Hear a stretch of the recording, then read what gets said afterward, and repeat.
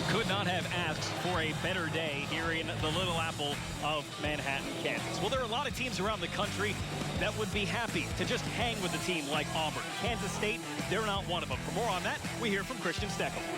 Well, guys, the journey forward for K-State today begins with a blast back to the past and correcting the mistakes and the things that kept them from beating the Auburn Tigers on the scoreboards, because most people believe they beat them in all three phases of the game. It started like this early. Jake Waters, DeMarcus Robinson fumbling this exchange. That led to an early Auburn Tigers field goal, and then you won't believe this. Tyler Lockett, when have you ever seen him do this? He called it a nightmare. The interception going the other way for Auburn, and then Jake Cantelli. I mean, this kid, he had missed 3 field goals in his entire career. He missed 3 last week against Auburn. That was the difference in a 6-point ball game. Head coach Bill Snyder told us that he is headstrong, he's mentally tough, and he certainly expects Cantelli to be back out there getting the job done tonight. The other thing we know about Kansas State, well, this is a football program that is used to winning games. They know how to play mistake-free football. They know how to not turn it over. And Ben Liebert, if anybody knows what that success is like, it's definitely you. Yeah, thanks. I mean, as an alumnus, it was hard to watch that game. I mean, they did have some miscues, very uncharacteristic of a Kansas State team. Normally very disciplined, take care of the football, and definitely when they get in the red zone, they score. So, tough game to watch last week. Kansas State won the toss. They deferred to the second half, and here is Entre Golden. A dangerous return man, but he makes it out to the 17-yard line. And that is where the UTEP offense will come out, and Jameel Showers, second season after transferring in from Texas A&M. He struggled early on this season, but last week 13 for 16 passing. But again, as we talked about, it is going to be more about Aaron Jones than it is about Jameel Showers. Well, not only Aaron Jones, but also Nathan Jeffrey. He is one of the team captains. He's a senior running back. He gets a bulk of the carries as well, but Aaron Jones is the one that you have to watch out for because of his speed. He can run you over. He's shifty. Really, he's going to hand the reins over to Aaron Jones in this run game.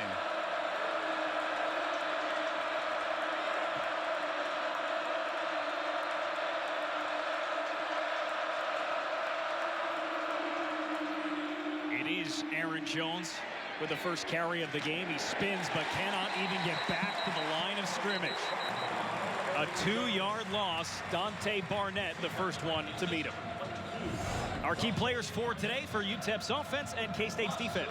Well, we've already kind of mentioned it. It's all about the running game. So Aaron Jones and Nathan Jeffrey have to carry the load. If they want to win today, these guys have to be productive. Jonathan Truman, the most productive linebacker, is going to get a lot of work. And watch out for Dante Barrett, number 22. He's a strong safety, but he'll come down in the box. He's going to have to fill in this run game. It is not Aaron Jones, but fullback Josh Bell. Look out. The ball came out. UTEP is able to get it back. It is Josh Bell who falls on it. A 5-yard loss on second down. Yeah, I'm already kind of miffed by the play selection and the personnel grouping as well. They're a 22 personnel team, which is 2 running backs, 2 tight ends. They also go 21, which is 2 running backs, 1 tight end. They are straight down the hill, really hit you in the mouth football team. So on second down, I'm surprised they spread it out like that and left the fullback in the football game. Fullback's the one who ran into the snap coming from Eric Lee, the center. We didn't see any playing time last year. As this one is out to Aaron Jones, and he gets back to right where they started that drive. Give him 8 yards on the play. Denzel McDaniel and Elijah Lee on the tackle, and a pretty good start for K-State's defense. Well, and that's what we talked about going into this week. If you're Kansas State, not only do you want to start fast offensively to get over that loss from last week against Auburn and to kind of put a 70% running game on their heels and force them to throw the football, but as well the defense has to get off the field as well. Show UTEP that, hey, if you want to brawl, we're going to brawl. So it's a good start by this Kansas State defense. Mike Ruggles is out for UTEP to punt it. And it's blocked. Ball is loose at the 25-yard line, covered up by Kansas State. Nice job by Deontay Burton to get through and get a piece of that kick. And this is something Kansas State does very well. You cannot sleep on their special teams. You're going to see them come off this left side over here. You're going to get some pressure up the middle, but it's the guys off the left that were unblocked. You have to be so disciplined when you play Kansas State because it really is an all 3 phases game. Even from the time I've been here, that's something they take so much pride in.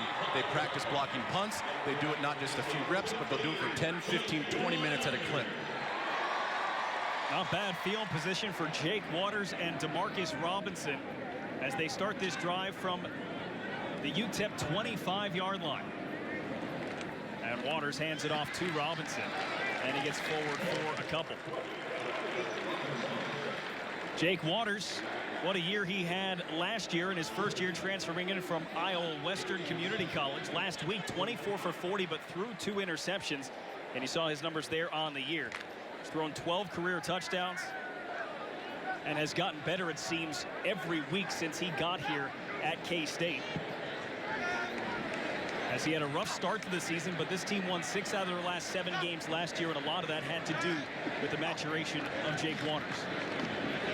As they hand the ball this time to DeMarcus Robinson, and he can't get anywhere either. Roy Robertson-Harris on the tackle for a 1-yard loss.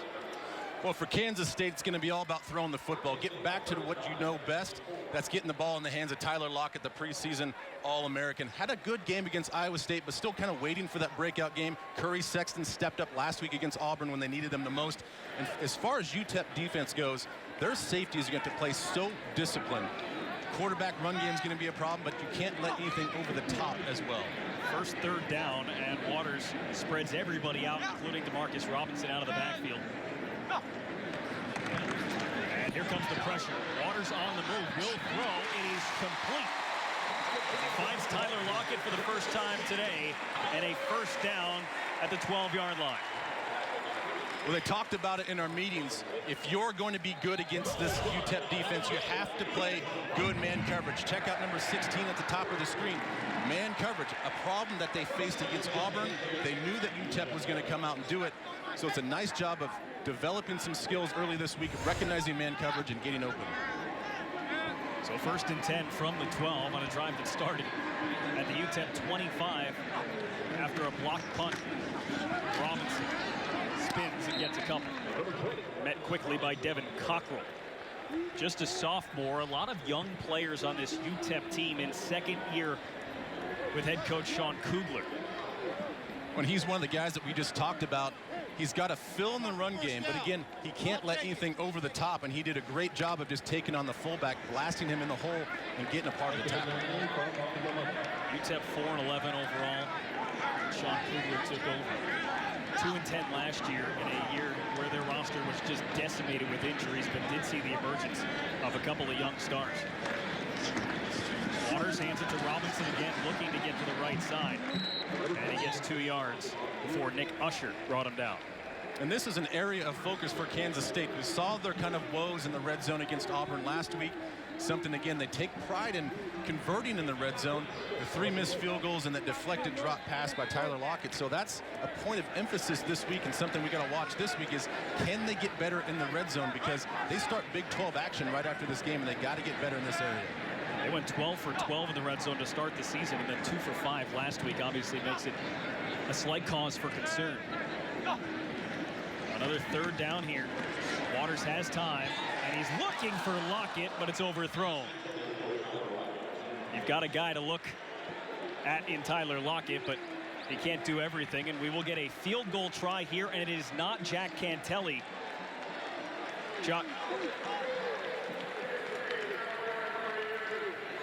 Jack Cantelli, who missed 3 field goals last week, is not coming out for this field goal try. It is the redshirt freshman Matthew McCrane. And the long snapper, Dalton Converse. As they had some issues with the snaps last week as well. This is a 25-yard attempt. And a nice loud cheer from the fans here at Bill Snyder Family Stadium as McCrane puts the first points of the game on the board. Well, it wasn't a long drive because it started with a blocked punt from Deontay Burton and ended with a field goal from Matthew McCrane. It's 3-0 Cats.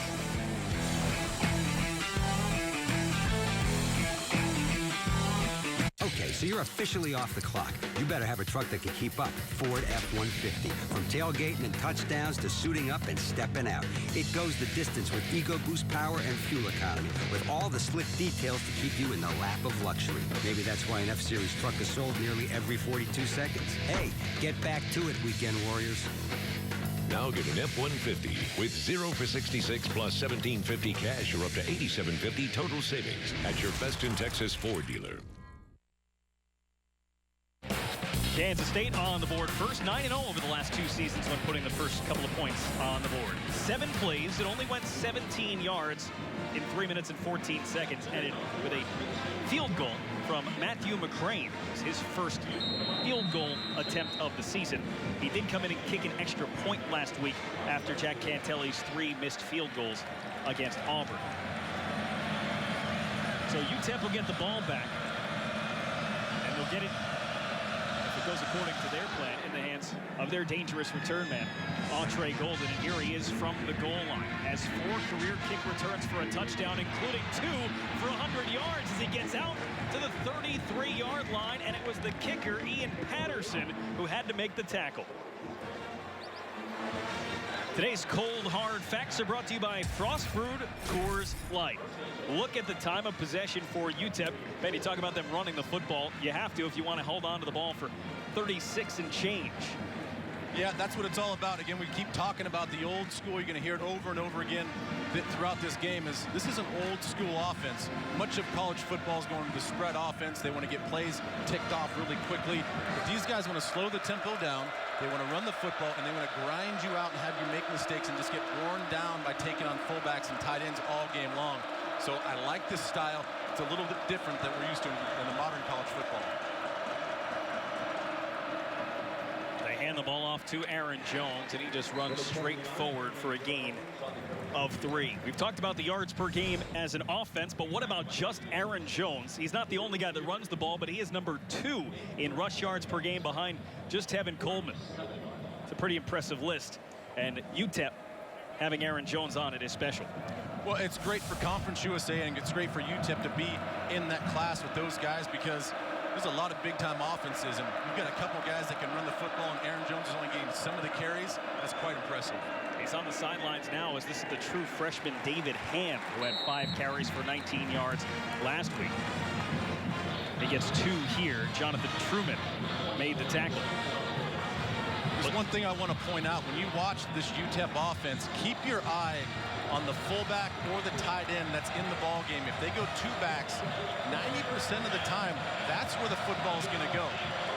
It's a very easy telling tendency to have, and as far as a defense, you can pick up on it, but that's what they're good at. They said they don't care if you know exactly where the ball is going to go, we're still going to hit you in the mouth.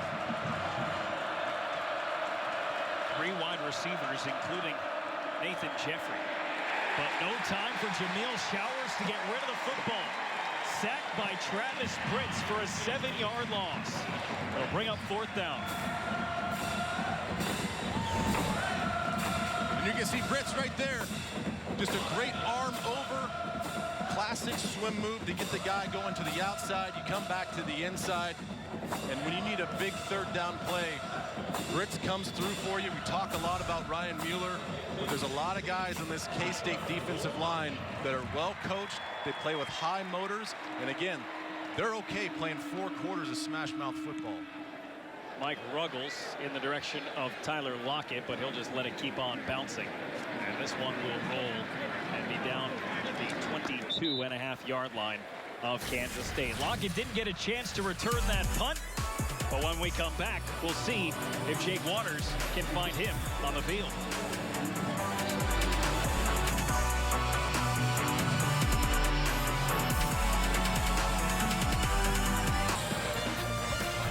State has picked up where it left off last week. 2 3-and-outs, a block punt, but now they'll have a long field to play with as they start their 2nd possession on their own 22-yard line. Jake Waters has Charles Jones in the backfield with him. We had seen mostly DeMarcus Robinson, and on the option, it is Waters giving it to Jones, trying to turn that corner, and he can't get outside. Jameel Irving with the nice tackle, and that, Ben, is what we saw last week against Auburn. Running backs trying to get to the outside, but just couldn't get there. As you take a look at the season summary so far for Kansas State. A couple of wins, had to sweat one out at Iowa State, and then last week, you don't want to call it a moral victory, Ben. There has to be some confidence gained in that loss last week. Well, there is, and I don't think the players really would talk about it after the game. And you don't want to say that, hey, we came away with a moral victory, but that seems to be the sense as you talk to more and more players. We talked to a few yesterday that, yeah, you can take something out of that, playing the number 5 team in the country out of the SEC and basically beating them in all 3 phases. Hand off to Charles Jones, and he goes right up the gut, takes a pile with him, and it just keeps on moving as he gets out to about the 28-yard line, 9 yards on the run. That'll bring up 3rd and short. Wesley Miller, Deshaun Smith on the tackle. Well, check out the strength at the end of this run, just carrying the guys, keeping those legs driving. UTEP is going to get a lot of love today for their running game, but Kansas State's trying to figure out their guys. They lost a great one last year. Charles Jones is a guy that steps in this year, and DeMarcus Robinson. They'll fill that void. It's going to take some tough runs like that to kind of get going. Jones has 5 rushing touchdowns this season, tied for 2nd in the Big 12. Waters on the move, and it's knocked down. An impressive play by Alvin Jones, the twin brother of running back Aaron Jones, getting up and knocking down the football. And Jake really missed a guy. He was rolling out to the right, and if he kept his eyes downfield, Deontay Burton had just found a hole. He tried to go to him kind of late, and that's when Alvin Jones comes in and tips the ball away. So good job by UTEP's defense so far. K-State's defense has stepped up 2-3 now, but UTEP has done a really good job so far as well. Alvin Jones is playing his 4th career collegiate football game, and they have high hopes for Alvin Jones. As Nick Walsh with the punt, taken by Damian Payne, and he cannot spin away. Terrific tackle by Weston Hebert, a 48-yard punt, and he lost 5 yards on the return. Special teams making an impact with a block punt and great coverage on the return.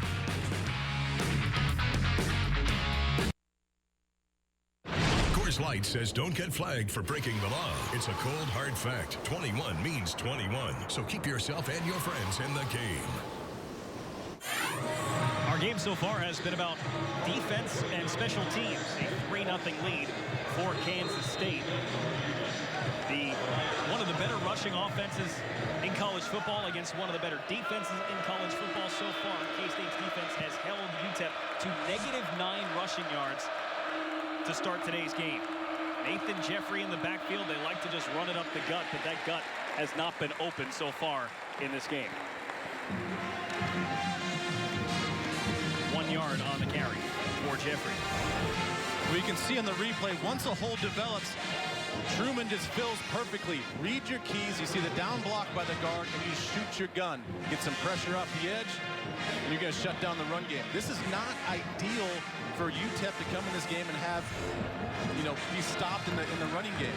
What they do is run the football. They're going to keep running the football, but you got to be happy, though, that you're nearing the end of the first quarter, and you're only down 3 points. Play clock running down, part of that time of possession stat we showed you earlier. Showers rolled right into traffic and had to throw that one away. Pressure was coming from Ryan Mueller, the guy they say his motor never stops, and he was in hot pursuit of Showers on that play. Well, and it never stops, and he does a great job of just staying square. We talk about being disciplined with this Kansas State defense, and he's one of those guys, one of those leaders, not just in that defensive line room, but as far as the whole team of just doing things the right way. And right there, that play just signifies what he does. He played his responsibility that once it breaks contain, chase down the quarterback. We've only seen 1 first down in the game so far, none of them for UTEP, who are 0 for 2 on 3rd down. Showers just gets it away and gets it out of bounds to avoid the sack, but it'll still bring out the punting unit. Jonathan Truman again in the face of Showers. Well, you can see for a team that has 70% of their offensive production on the ground, when they go back to throw the football, it just doesn't look right. Not very smooth. Jamil has a hard time, especially sitting in zones, of understanding where the guys are going to sit down and get open. So you can already see K-State's doing a good job on 1st and 2nd down, putting them in 3rd and manageable and 3rd and predictable situations for a defense, and making Jamil Showers throw the football. Blocked again the second block punt of the game. They'll get on the football. Actually, it'll be picked up by Tomlinson. But they'll mark that down at the 11-yard line. This time, it's Denzel McDaniel. What an impressive showing by the Kansas State punting unit. Well, once again, you have to be on point for all three phases. They are relentless in their pressure on the punt return game. They'll bring guys off the edge. They'll bring guys in the middle. And that's where Denzel McDaniel came through this time. The first block punt was off the edge. 2 unblocked players. This time he comes up the gut and tests the guys on the inside. Kansas State finished 5th in the nation last year, had 5 block kicks. They've got 2 in the first quarter here today against UTEP. Take another look at Denzel McDaniel. I believe you'll see him right there. You see the big gaps in the spacing. Once you stress those guys on the second level, you have to now make a decision, especially when they come at the same time. So it's great timing on Kansas State's part to bring 2 guys at one guy and make him make a decision. So again, Kansas State, they're going to bring it every time, not only on defense, but as well on special teams. It looked like there that he got so close to the kicker, he actually blocked it with his helmet. Any way that you can block it. That man, Sean Kugler, cannot be happy. Take a look. Watch the helmet. Good thing he had the visor on. Hey, you get close to the punter like that, it doesn't matter what part of the body it hits. The officials are still meeting right at the 15-yard line. Most likely talking about where this ball should be spotted. Rolling on the field. The punt was blocked, recovered by the kicking team behind the line of scrimmage, legally advanced. The recovering player fumbled the ball. We had an inadvertent whistle on the field. The rule, we will have to replay the down, 4th down. Wow. They did blow the play dead when Tomlinson picked it up, and he stopped. But having to replay the down is an unbelievable turn of events. I can't say that I've ever seen this. When he was going through the description, I didn't know where he was going to go with it, and that was not one of them. So block kick now is nullified, and they'll replay 4th down. Let's check in with Christian Steckel down on the field. Christian? Well, guys, when this play happened, the Kansas State bench went crazy. They were screaming, get on the ball, get on the ball. In that situation, if they would have jumped on the ball after it was blocked, it would have been K-State football, but they didn't do that. They hesitated, and as a result, UTEP got the ball back, and we find ourselves in these situations. The play is not over until the Wildcats at least take possession and down it on the punt. They didn't do it there, and it cost them. And they had the opportunity. There were guys around it that said, you know what, I'm going to back off here. Well, somebody must have been saying Peter called to get away from the football. That's something that you do after it crosses the line of scrimmage, because at that point, even though it's blocked or tipped, it's still a punt. So I was just as confused why those guys were staying away from the football. Just jump on it, it's yours. Bill Snyder clearly not happy, because the end result is the reason we're replaying the down is because of an inadvertent whistle. If the play was allowed to carry out, and Tomlinson had not advanced past a 1st down, K-State would still get the ball. But the problem was the inadvertent whistle, and that's why Bill Snyder is all over the officials on the sideline. Listen for the whistle here.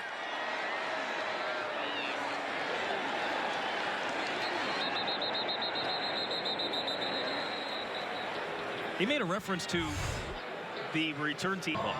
Right. Well, you can see the guys on the field right now. They're just trying to stay limber, stretching, getting some water. Let's go down to the field again with Christian Steckel. Christian? Well, guys, obviously this is unprecedented. We're not used to seeing this, and the coaches now for K-State are starting to migrate over here to referee Alan Eck and trying to figure out exactly what's going on. I think the question really becomes, if they don't have the means within the building here to make the answer, who are they calling? Who are they on the phone with? Here's the answer. For further review, there was an inadvertent whistle before the possible ruling of a fumble. By rule, it will be 4th down UTEP at the 21-yard line. So like we said, there was no fumble on the play, right. And I guess the question was whether the whistle came before the phantom fumble or after the phantom fumble. Again, I don't know where this fumble is being talked about, unless he's some sort of psychic and realizing that he was going to fumble. But be that as it may, it's 4th down now, and Kansas State has a chance for probably a big return. So instead of K-State ball inside the 20, replay 4th down, and Ruggles able to get this one off. It's not a good punt at all. It'll bounce on the K-State side of the 50 and be down at about the 49 of Kansas State. The crowd displeased after a 30-yard punt for Mike Ruggles. Confusion, but K-State football.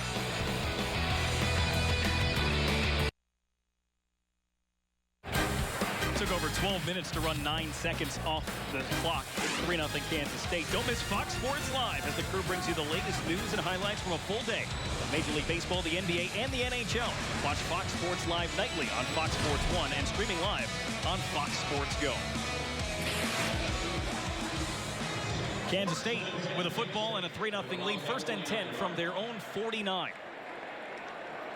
After a block punt, replayed, and then poorly executed by UTEP, but it does get them a little more breathing room. Here in a tight game, getting late in the 1st quarter. Lockett handed the ball off for a 2-yard carry. Devin Cockle on the tackle. The free safety for UTEP. Cockrell did a great job of just filling in on that motion, created him in the box, comes downhill and makes a nice tackle. So far, the safeties for UTEP played awfully well. 2nd and 8. UTEP has done an outstanding job so far, limiting Kansas State. I mean, Jake Waters is 1 for 3 through the air, and a total of 12 rushing yards. And they're looking for Lockett. Great adjustment and a terrific catch down to the 23-yard line of the Miners. Damian Payne in coverage and pushed him out of bounds. Take a look at the left side of your screen. Waters knows exactly where he wants to go with the football. They want to get more targets, more touches to Tyler Lockett. Stares him down in man coverage. There's a nice little back shoulder. Good adjustment by Tyler. 26-yard reception for Tyler Lockett. 2 wide receivers at the top of the screen for Jake Waters. On the option, no keeping. Knifing his way through for a few more yards. He's down to the 16-yard line. 7-yard carry for the quarterback. As Tyler Lockett, 2 receptions today, bringing his career receiving yards up to 4th place and passing his uncle. He was already in the top 5 in school history. He was not in the top 2 in his family until just now. It's just amazing to know the Lockett family a little bit. Aaron and I came in the same class here at Kansas State. He was awfully good at returning kicks as well as playing receiver. So his dad, his uncle, and himself have started a great legacy here at Kansas State. This is Charles Jones. Look at the pile go. Inside the 10, 7 yards, and he took everybody with him. That's the 2nd time today we've seen him move that pile. Well, it has a lot to do with, obviously, some of the offensive linemen coming up behind him and pushing as well, but keeping those legs churning. That's what you have to do when you're running in his A's and B gaps. You know you're going to get hit. You know you're going to have guys hanging on you. You can't go down easy. It'll be 1st and goal for the Wildcats.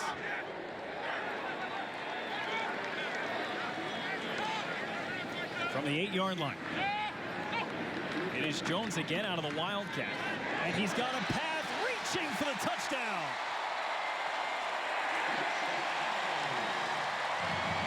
Great blocking from the fullbacks, Glenn Gronkowski, Zach Nemechek, and Charles Jones into the end zone for the touchdown.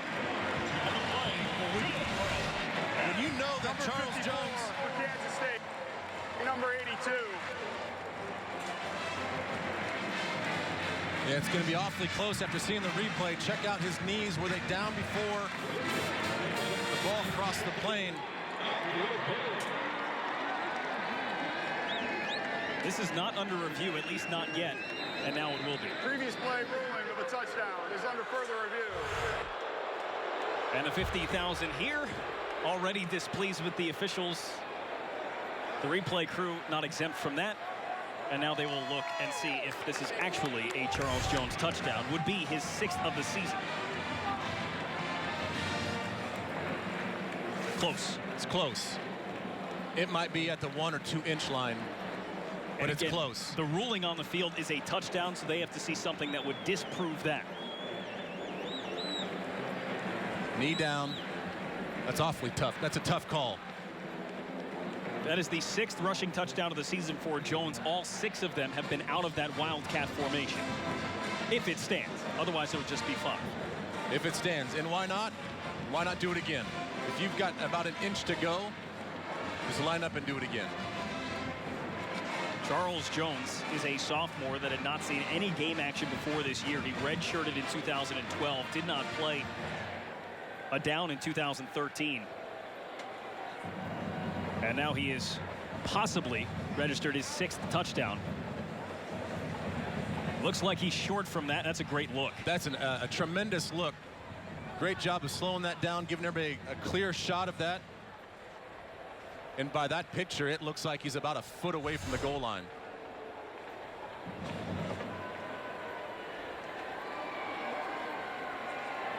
It took them over 12 minutes to figure out the block punt scenarios.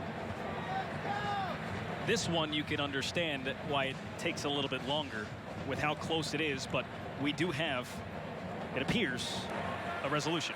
After further review, the running back's left knee touched the ground before the ball broke the play in the goal line. It's 2nd and goal at the half-yard line. Not making any friends today. No, he's not, but that's the correct call.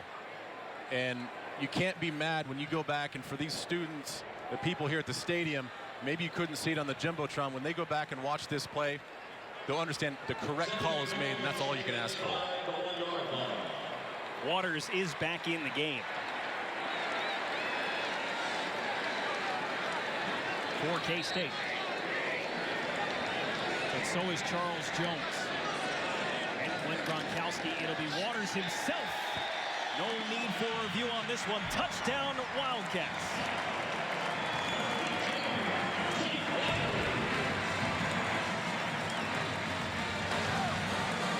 Number 54 for Kansas State is now wearing number 80. Well, it's no surprise when you're on the 1 foot line. Usually, why even take the ball out of the quarterback's hands for anything negative to happen? So you expected quarterback sneak, and that's exactly what you got.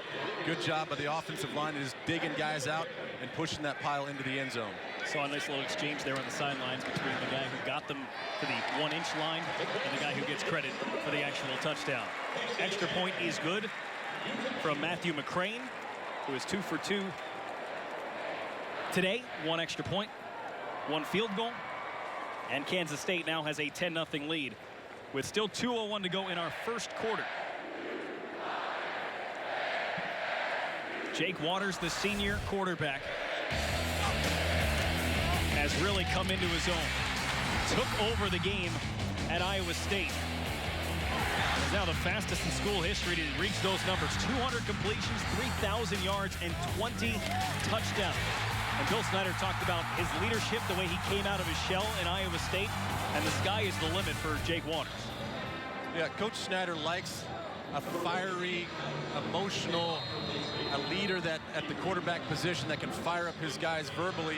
Jake's just not that guy. He has to get a little bit more comfortable, but he showed that against Iowa State. When the team needed him most, he stepped up and became that vocal leader. And that's something that Coach Snyder went to him after the game and said, I need to see more of that. Here is Golden deep out of his own end zone, but he's going to take it and run right into a wall at the 17-yard line. That wall's name is Sean Newland, and he drove Entre Golden back with a hit. Special teams for Kansas State so far here. They have been strong, especially against a gifted returner like Entre Golden. Well, it hasn't mattered so far in this game because Kansas State's defense has been so good on 1st and 2nd down, getting off the football field, but they are winning the field position battle early in this game. If UTEP wants to have a chance, they're going to have to be better in special teams and give their offense a shorter field.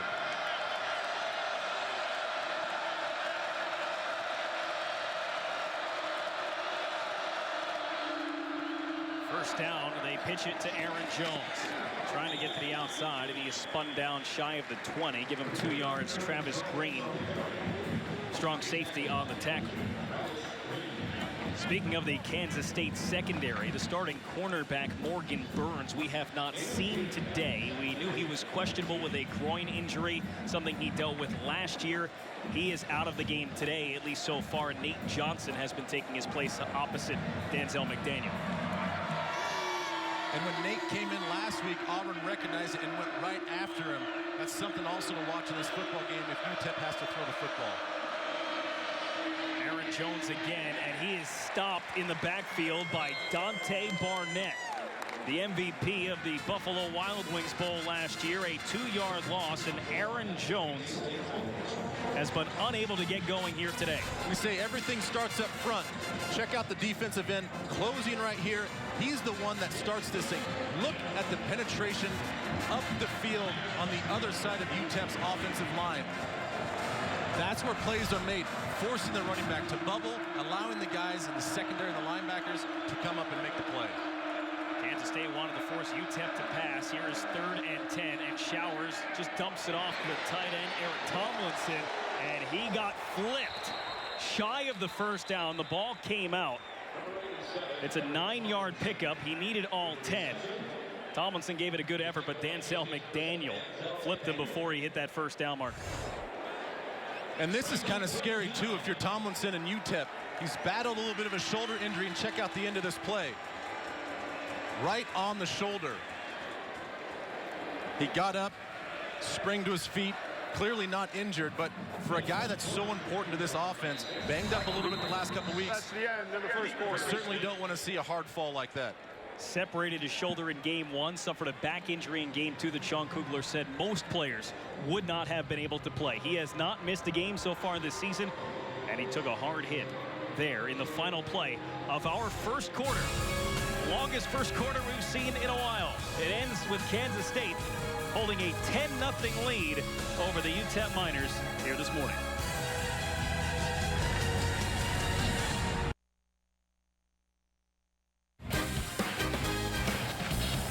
15 minutes down here in Manhattan, Kansas.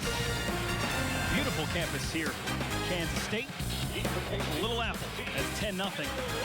Wildcats, they are punting. UTEP is to Kansas State. UTEP still hasn't registered a first down. And here's Tyler Lockett with a little bit of room. As he gets to the corner, a flag comes in as Lockett continues to run. Lockett has room to get to the end zone, but a flag back at the 30-yard line. And most likely bring this back. And it's going to be a holding right about the 30-yard line as well. Weston Hebert had a hold.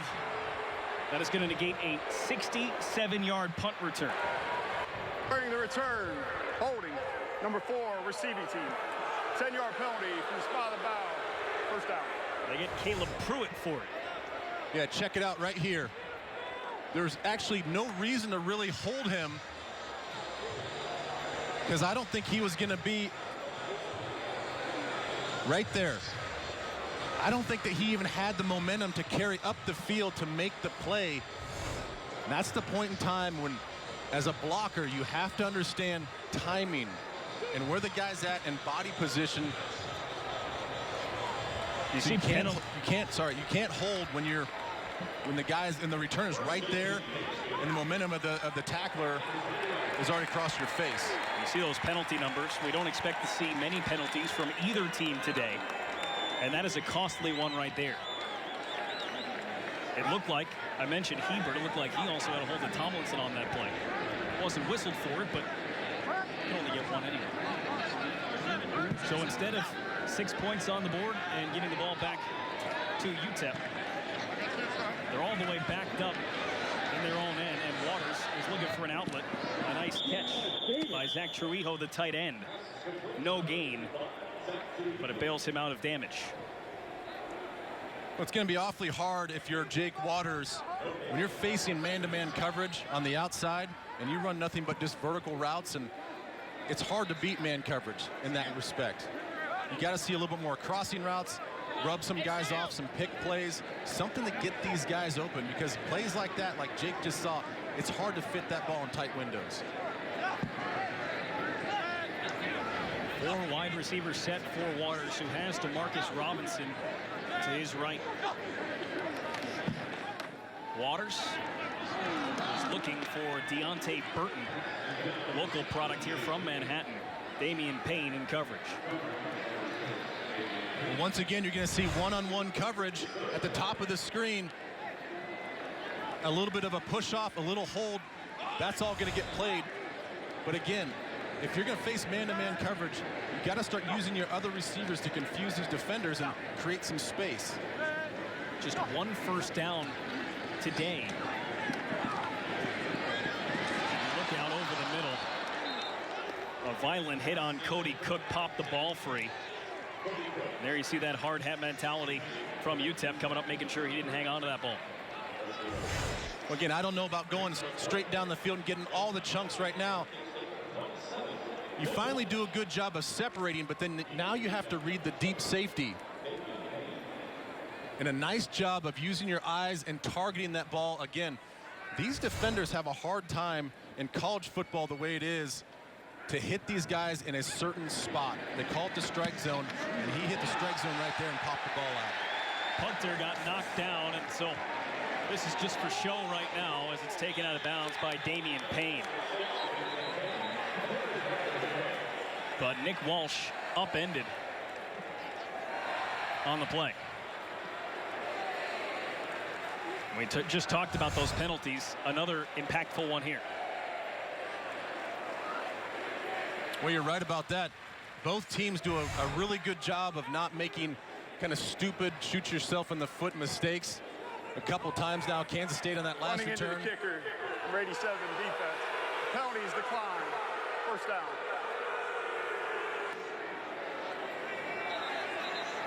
So just as a 5-yard running into the kicker would not give them the first down. So instead of re-kick, they're going to let UTEP have the ball right here. But again, uncharacteristic on both special teams of each team. Tyler Lockett took one to the house, had a holding call, and now this one. Kansas State, 10-0.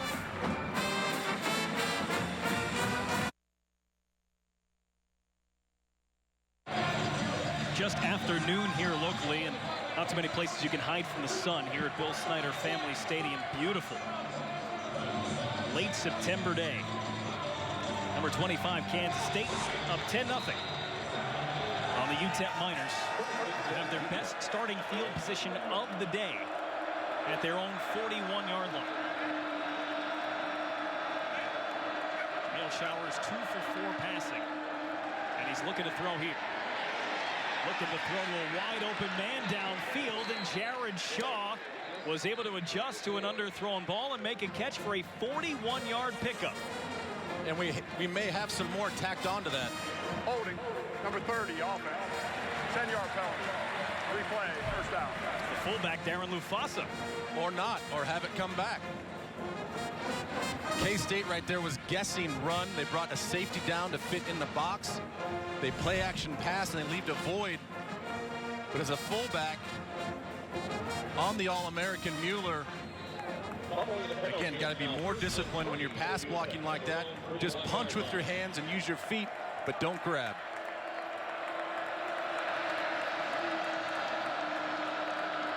Coming into the game, only one penalty on the offensive line all season. This is Jameel Showers trying to dance away, and he's dropped at the 30-yard line by Barnett and company for a 1-yard loss. Barnett's already had a really nice game of just coming down in the box. We knew as a strong safety you're going to see more of that with this UTEP offense, but he's been flying around the football field, making plays across the line of scrimmage. I believe that's his 3rd tackle for loss already today. So after a penalty and a negative play, 2nd and 21 for Showers, who may have to go to the air. Transferred to UTEP because he was stuck behind Johnny Manziel at Texas A&M. Lost that quarterback battle in the redshirt freshman year of Manziel, and he does complete a pass for a 5-yard gain to the fullback Josh Bell, but it'll still be 3rd and long for UTEP. Showers was supposed to be the heir apparent to Ryan Tannehill. And when it came down to that camp, Cliff Kingsbury sat down, showers after camp, a job he thought he may have won, and said, we're going to go with this other kid. Well, and he's had kind of a roller coaster year so far. One of his worst games against Texas Tech, 9 of 23, followed up by one of his best games against New Mexico State, 13 of 16 passing.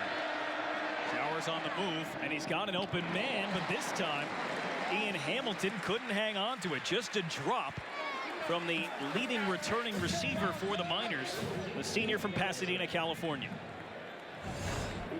Well, it's a drop. I don't think it would have amounted to a first down. But again, it's all about field position right now if you're UTEP. So you lost a little bit of yardage there.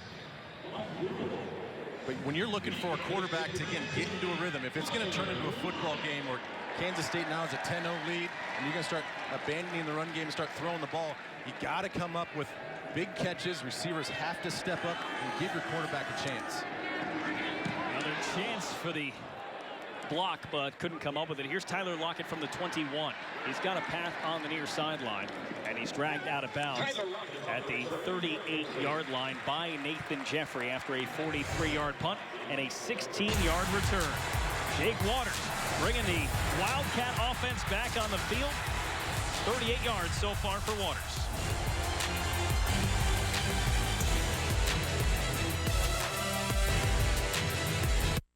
Let's get you caught up. Still early stages, second quarter. The first drive of the game for Kansas State resulted in 3 points on a field goal from Matt McCrane.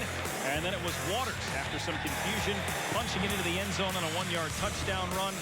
And then it's been all about the K-State defense. 5 3-and-outs, no first downs for UTEP so far today. By the way, Kansas State had 7 3-and-outs in their first 3 games combined, and 5 so far with 11:40 to play in the first half. It is Jake Waters and company back out on the field, and Waters has a huge lane right down the middle, and he tried to jump around Wesley Miller. 18-yard pickup, and that was relatively easy for Mr. Waters. Well, and I'm not really sure what he was stuttering about. I mean, it was pretty obvious. Check out this gap right here. It's there the whole time. I know that he wants to watch the fullback. That's where he wants to run the football. He wants to read that guy. But when that thing opens up that big, stick your foot in the ground and just go. Only the fullback, Glenn Gronkowski, in the backfield for Waters. And yes, he is one of the Gronkowski brothers, the youngest of the 5. Here is Waters again on the keeper. And he'll get a couple before he is stood up. The whistles finally come. And they'll let go of Waters after a 3-yard gain. First one to hit him, Alex Villarreal. I want to point something out. This is something that Auburn's offense does and K-State's offense does. Watch the fullback here on this play. I think they're trying to set up, as they get involved in this, the pop pass. See how he's looking for the football? That's the play you have to be wary of as you get into the red zone. This fake quarterback run game, and they just throw the ball to the fullback or the tight end who's wide open because everybody else, their eyes are on the quarterback. And there is a flag on the play as Waters comes through, and boy, he punished the defender on that one as Jameel Irving got belted after a 6-yard gain for Waters, but we will check the flag.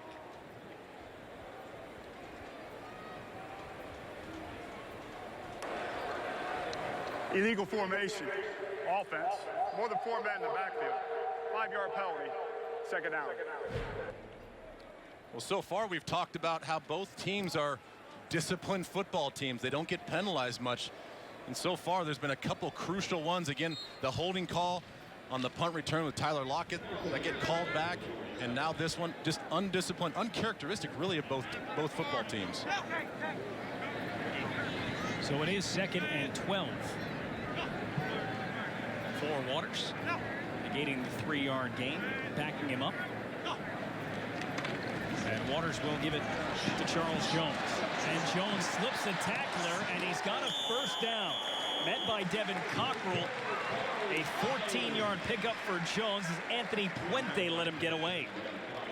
And that's what this offense needs right now. Kansas State, although they're up 10-0, has just looked slow and kind of sluggish and not really all there, kind of out of sync as an offense. So hopefully a big run like this kind of gets guys woken up, and they can put this ball in the end zone, a place that they've struggled in the last couple of weeks.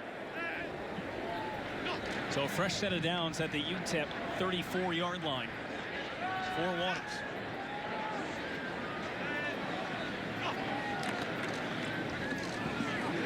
Wide open is Trujillo. Cuts back and stumbles down inside the 5. It'll be first and goal for K-State. There you see the co-offensive coordinators. Dana Dimmel on the right. Del Miller, his partner in crime. And they have to be pleased with a wide open tight end and a nice easy throw for Jake Waters. Yeah, I think they've been setting that play up again. Play action, play action. They're starting to sneak out the tight ends and fullbacks. I kind of pointed out a little bit of that pop pass that wasn't the play, but same sort of action on that play action pass. That is Jake Waters lined up as a wide receiver, and this is a touchdown for Charles Jones out of the Wildcat. 3-yard run, 6th touchdown of the season for Jones. And you mentioned it the last time.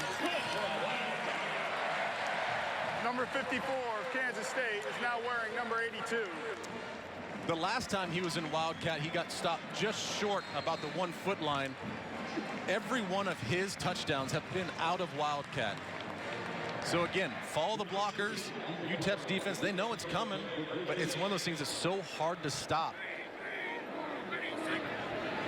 McCrane is out for the extra point. And it is good, and a flag comes in right at the end of that kick. Really getting a workout.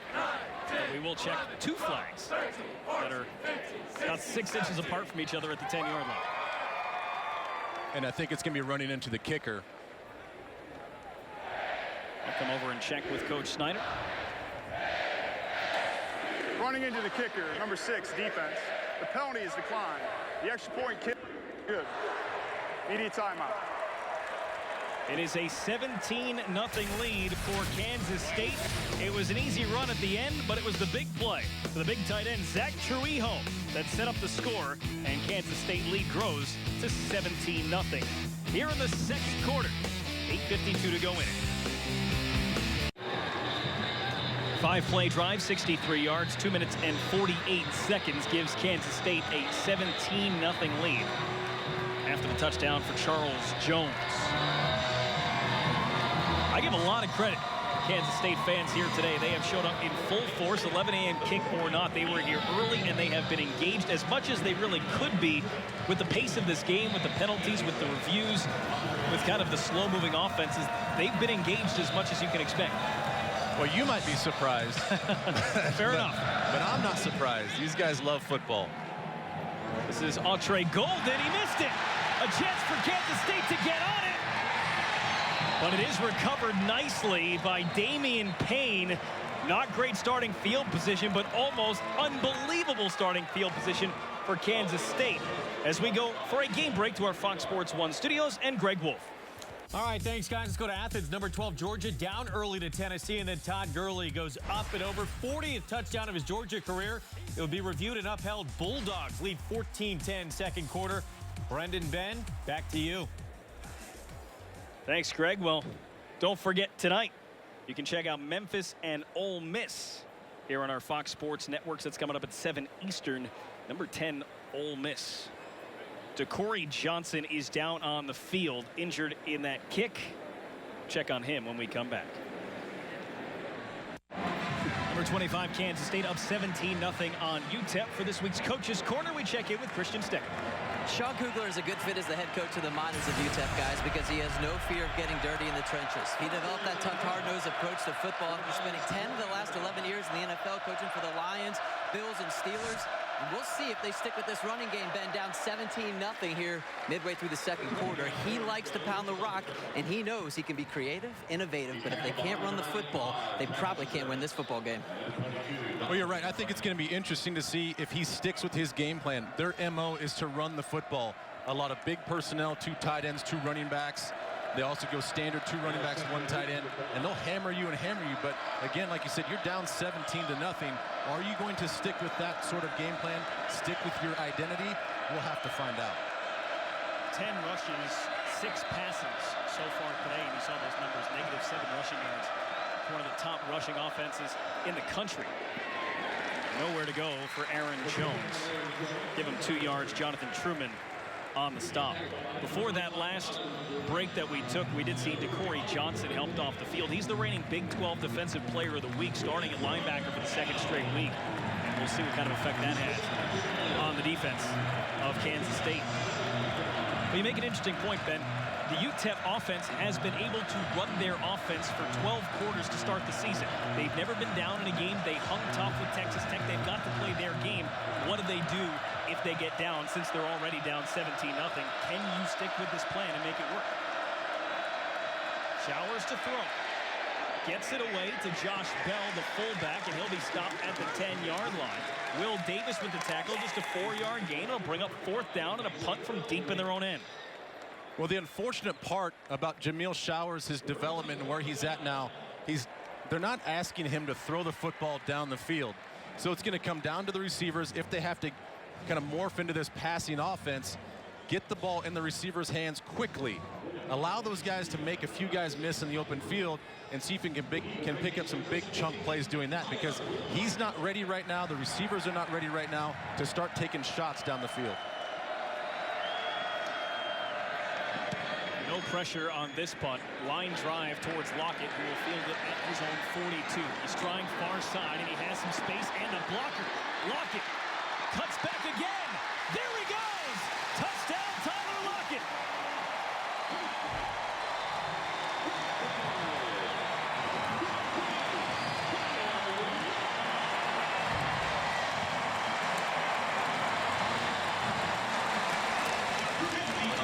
.58 yards for Tyler Lockett. Would you believe it? That's the first punt return touchdown of his career, after he had one called back earlier in the game on a holding penalty.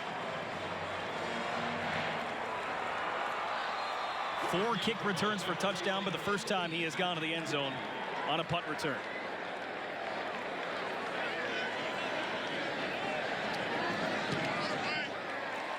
No problem with the extra point either. 24-0.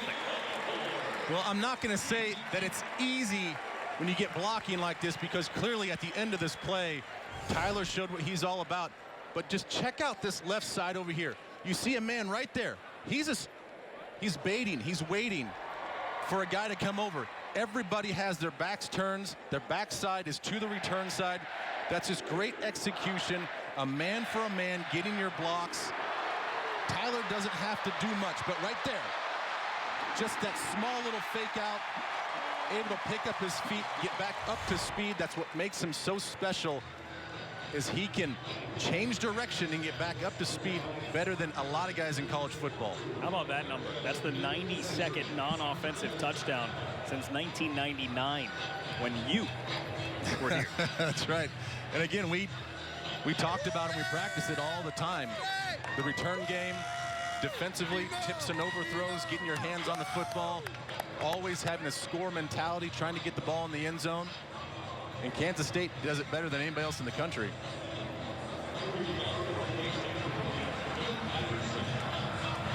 Lockett last week, 3 punt returns for 71 yards against Auburn. Helped get Kansas State 12th nationally in terms of return yards. Just another disaster. This one out of bounds. It looked like it hit Golden. The flag is down, but maybe they're going to say it just bounced out on its own.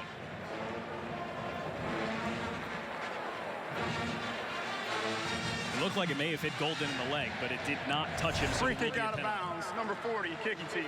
The receiving team will take possession at the 35-yard line. First shot. Well, he thought about it. He thought about fielding that kick. Thought otherwise, and luckily for them, it does go out of bounds. They get the ball on the 40-yard line.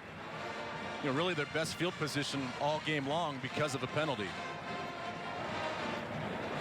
Their average starting field position was the 22-yard line. And, of course, their last starting field position was inside the 5.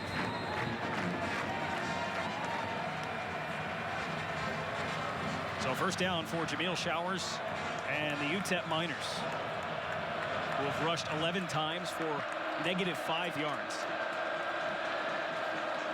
And Aaron Jones has been stuck to just 3 yards. This is a complete pass. And Josh Bell is taken out of bounds after 5 yards. And you see a pass on first down. Well, and the problem with having your identity be this smash mouth downhill football team, when you go 4 wides and you leave your fullback as the single running back in the backfield, you're just basically telling the defense we're throwing the football. That's their tendency. Those guys can sit back now and think pass before run. And you saw Truman do a great job of just bottling him up right there and getting the tackle. K-State stacks 7. And this is Aaron Jones, who gets to the 40, just a yard. Jonathan Truman, another tackle. Had 7 last week and 22 on the year beginning play today. Well, and again, you can't get the running game going if your pulling guard gets stopped up in the backfield and he can't even get around. All of a sudden now that defensive player that you accounted for with that pulling guard, he's free, just like he was right there to make the tackle. Saw frustrated Patrick Higgins on the sideline. 3rd and 5.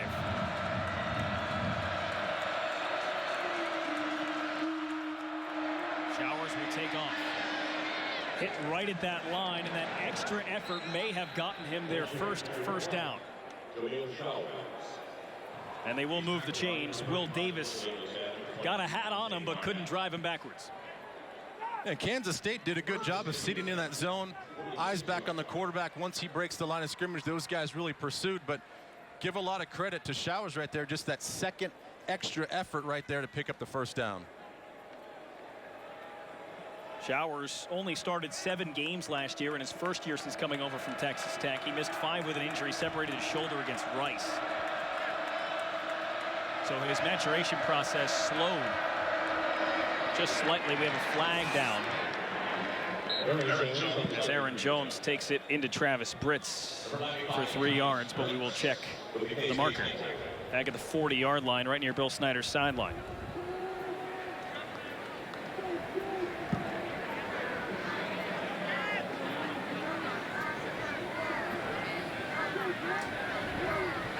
Illegal formation. Offense. More than 4 men in the backfield.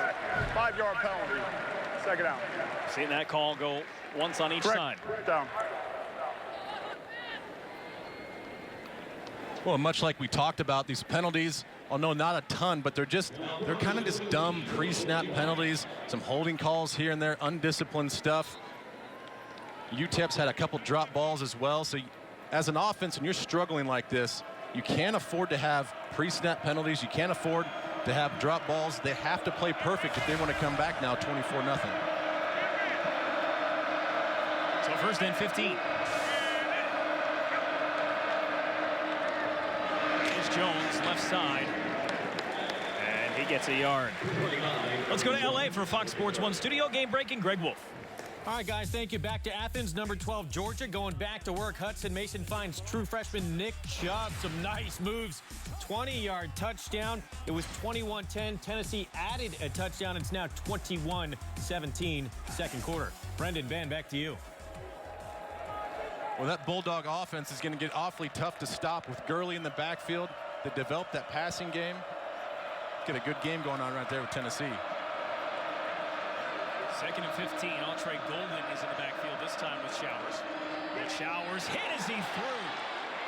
They'll dive on the ball. They roll it an incomplete pass. Jordan Willis, the sophomore from Kansas City, Missouri, with a huge hit on Showers. Well, it's hard to get the ball off when you're unblocked. Miscommunication on the offensive line. Makes a beeline for the quarterback. He's lucky that was an incomplete pass and not a sack. Or an interception. Will Davis had that one hit him right in the chest.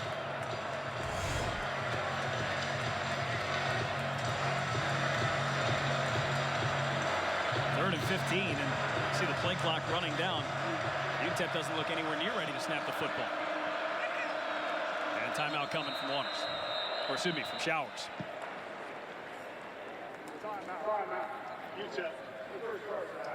So UTEP will take their first timeout. 24-0, Kansas State. College football on Fox Sports is presented by Whataburger. Get your day started at Whataburger with the new jalapeno cheddar biscuit. Kansas State right now. on the UTEP Miners, who looked a little confused just before calling a timeout here on 3rd and 15. And flags come again. 75 offense, 5-yard penalty, 3rd down. Again, we talk about pre-snap penalties and things to kill your offense. Elmendorf, the right guard, understands that Kansas State's going to pin their ears back, and he just got off before the snap. The offensive line for UTEP has been really one of their bright spots so far this season. They were young and inexperienced, but they knew they had talent. And only allowed 1 sack so far this year, and it really wasn't even a sack. As Showers will toss this one off to Jones, who's hit in the backfield by Denzel McDaniel. Dropped him for 7 on 3rd down. What a play by McDaniel. When you talk about shooting your gun as a defender, we're always told, if you see it, go get it. And McDaniel saw that read perfectly. He knew they were going to take a conservative approach on 3rd and long. See Aaron Jones slip out of the backfield. He saw it, stuck his foot in the ground, and shot his gun. Low snap on this punt. Nearly got to him again. Here's Tyler Lockett, who took the last one back. Big bounce, and he will take it at the 20 and get a block and try and reverse field. Here's Lockett again. Can he go? He's got the punter to beat. Cuts through. And then blasted. The ball comes loose and advanced to the 20-yard line.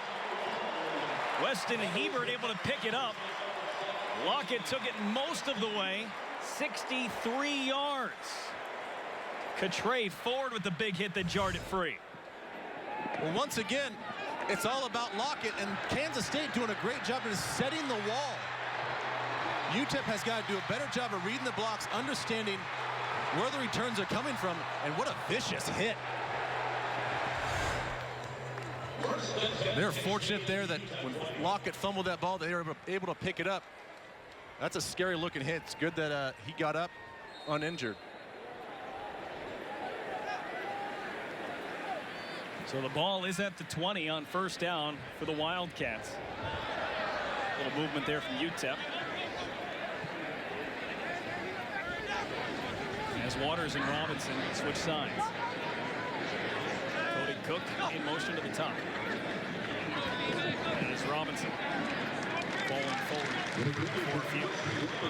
Coming up at halftime, we'll be checking in with our LA studio and joining Rob Stone, Petros Papadakis, and Dave Wanstedt. They'll discuss what makes Baylor so dangerous. Who's the Big 12 favorite, Oklahoma or Baylor? And is Stanford still a Pac-12 contender? The Big 12 is in the national spotlight tonight across our Fox Sports family. Coming up 4 Eastern, 3 Central. Texas traveling to Kansas to take on the Jayhawks on Fox Sports 1. And then tonight on Fox, the high-powered Baylor offense going to Iowa State for another Big 12 showdown. That one starts at 8, 7 Central. Out of the Wildcat, it's Charles Jones. Flag comes in again. As Jones got it to the 19, and Jameel Irving on the stop. I think it's going to be holding on Luke Hayes out on the outside.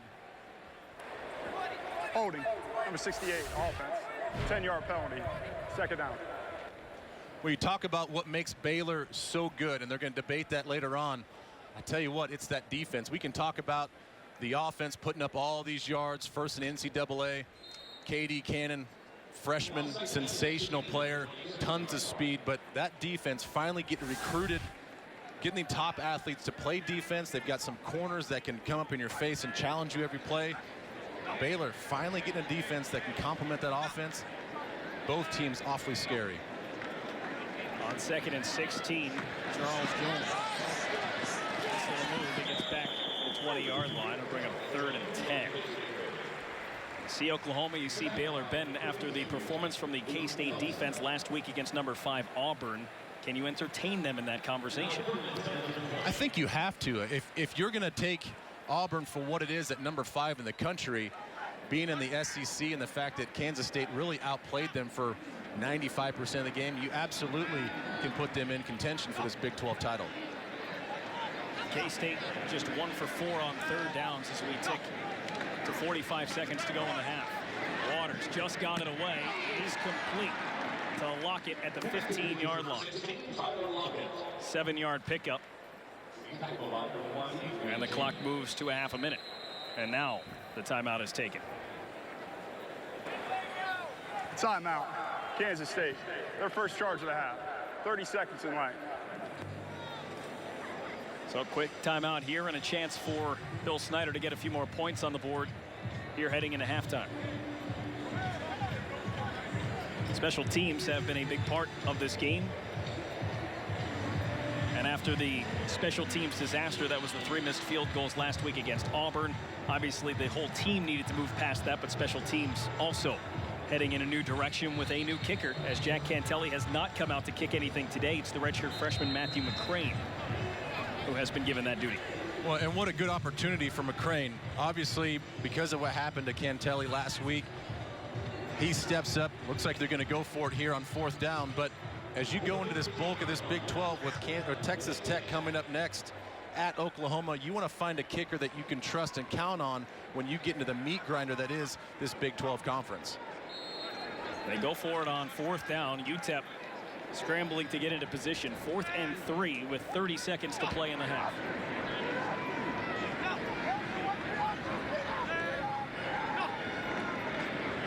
Option play. Waters last minute pitches, and it is a first down. Charles Jones got 6 and then walloped near the sideline.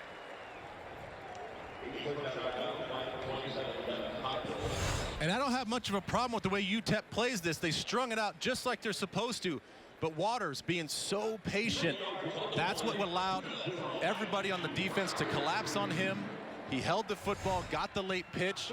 That's something that you didn't see out of him last year, and it's part of the maturation of being the full-time quarterback this year. 24 seconds to work with. Now 5 seconds to work with on the play clock. Jones. Touchdown.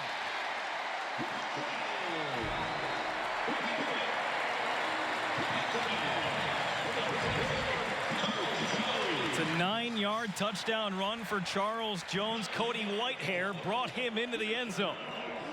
I think that was more Whitehair than it was Jones. Jones actually kind of missed a cut. Should have cut back to the inside. But once he stopped his feet, Whitehair was right there. Hey, I'll just pick you up and pull you in here, big guy. Jones is listed at 197 pounds. Whitehair listed at 309. Better together. Extra point is good. They go for it on 4th down. They convert. And instead of settling for a field goal, they have built a 31-0 lead over UTEP here in the final seconds of the first half. Well, Kansas State started off offensively a little sluggish, picked it up here as we get into the second quarter and we near the end of the first half. But I guess that's expected. You got 11 o'clock kick, a little rust from the extra days off from that Thursday night Auburn game. So finally getting a little bit of a rhythm, getting the running game going, found a little bit in the play action pass. So this is what you wanted to do coming off that tough loss, is to rebound, get some more confidence with your offense. You're up 31-0 on a UTEP team that doesn't throw the ball very well, so things are looking awfully good for Kansas State right now. It adds up to 31, 10 points in the first quarter, 21 here in the second. They have had 1 field goal today. Jack Cantelli kicking off. That is not the normal procedure. Ian Patterson is their normal kicker when it comes to kickoff. And a nice little ovation from the crowd here as Cantelli sees the field for the first time. It's a short kick. Maybe the reason they brought him in intentionally, as this is a chance to bring it up for Damian Payne. 10 seconds is all they'll have to work with after a short return for Payne. We had seen Ian Patterson kicking off. We had seen Matthew McCrane doing field goals. And, you know, Jack Cantelli back out on the field. Well, I think Patterson, because of the kick out of bounds, you know, that's an error only on the kicker. That's not something that's coached, obviously. So Kansas State kind of shuffling the lineup when it comes to kickers because, again, you head into this Big 12, you can't have mistakes like that. So Cantelli made some mistakes last week, and you got McCrane coming in for him. Patterson kicks the ball out of bounds. Now you have Cantelli taking the kickoffs. Cantelli, who handled last week very well as the handoff goes through. And a 5-yard carry, and that'll be the final play of the first half. Cantelli said on his Twitter account at the end of the day, if it had to happen to someone, I'm glad it happened to me. When leading at halftime, Kansas State has closed out 40 consecutive games as we head to Christian Steckel. Christian? Well, Coach, your defense gave up just 1 first down that half, held them to less than 30 yards. How would you assess their performance? They played pretty well. They also got 1 yard rushing, so a pretty positive performance. I can't improve on that. Let's talk about special teams, a block punt, a return. Assess their performance. Well, I think, you know, if we get 2 in the end zone if we don't have a call. So, I mean, you got to eliminate mistakes, and if you do, you're going to be fine, and if you don't, you got those problems. But by and large, overall, we played reasonably well. Coach, thanks for the time, guys. Back up to you. Thank you, Christian. It is a 31-0 lead at halftime for Kansas State. Obviously, a pretty dominating performance so far by Kansas State's defense. Yeah, we said that right. 7. 7. For a team that runs the ball so well, I really thought that this was going to be a smash-mouth, old-school football game. But the thing that Kansas State's doing so well, there's always a free hitter. They're filling the gaps. They're taking on fullbacks. They're taking on all these blockers with the proper leverage, allowing the guys on that third level, the safeties, to come down and make some one-on-one tackles. So not a lot of places to run, running really well laterally and filling these lanes. Gap sound and assignment sound. On Kansas State's side, they have balanced it well between running and passing. Tyler Lockett has been a big part of the passing, the receiving game, as well as the return game today. He's the only wide receiver that's made a catch today. Yeah, that was a point of emphasis, to come in and get him some more touches, throwing the football, him catching the football. He's beaten man-to-man press a couple times. But really, when you talk about Tyler Lockett and what he's done, it's all about the return yardage. Catching punts now for this team, something that he hasn't always done.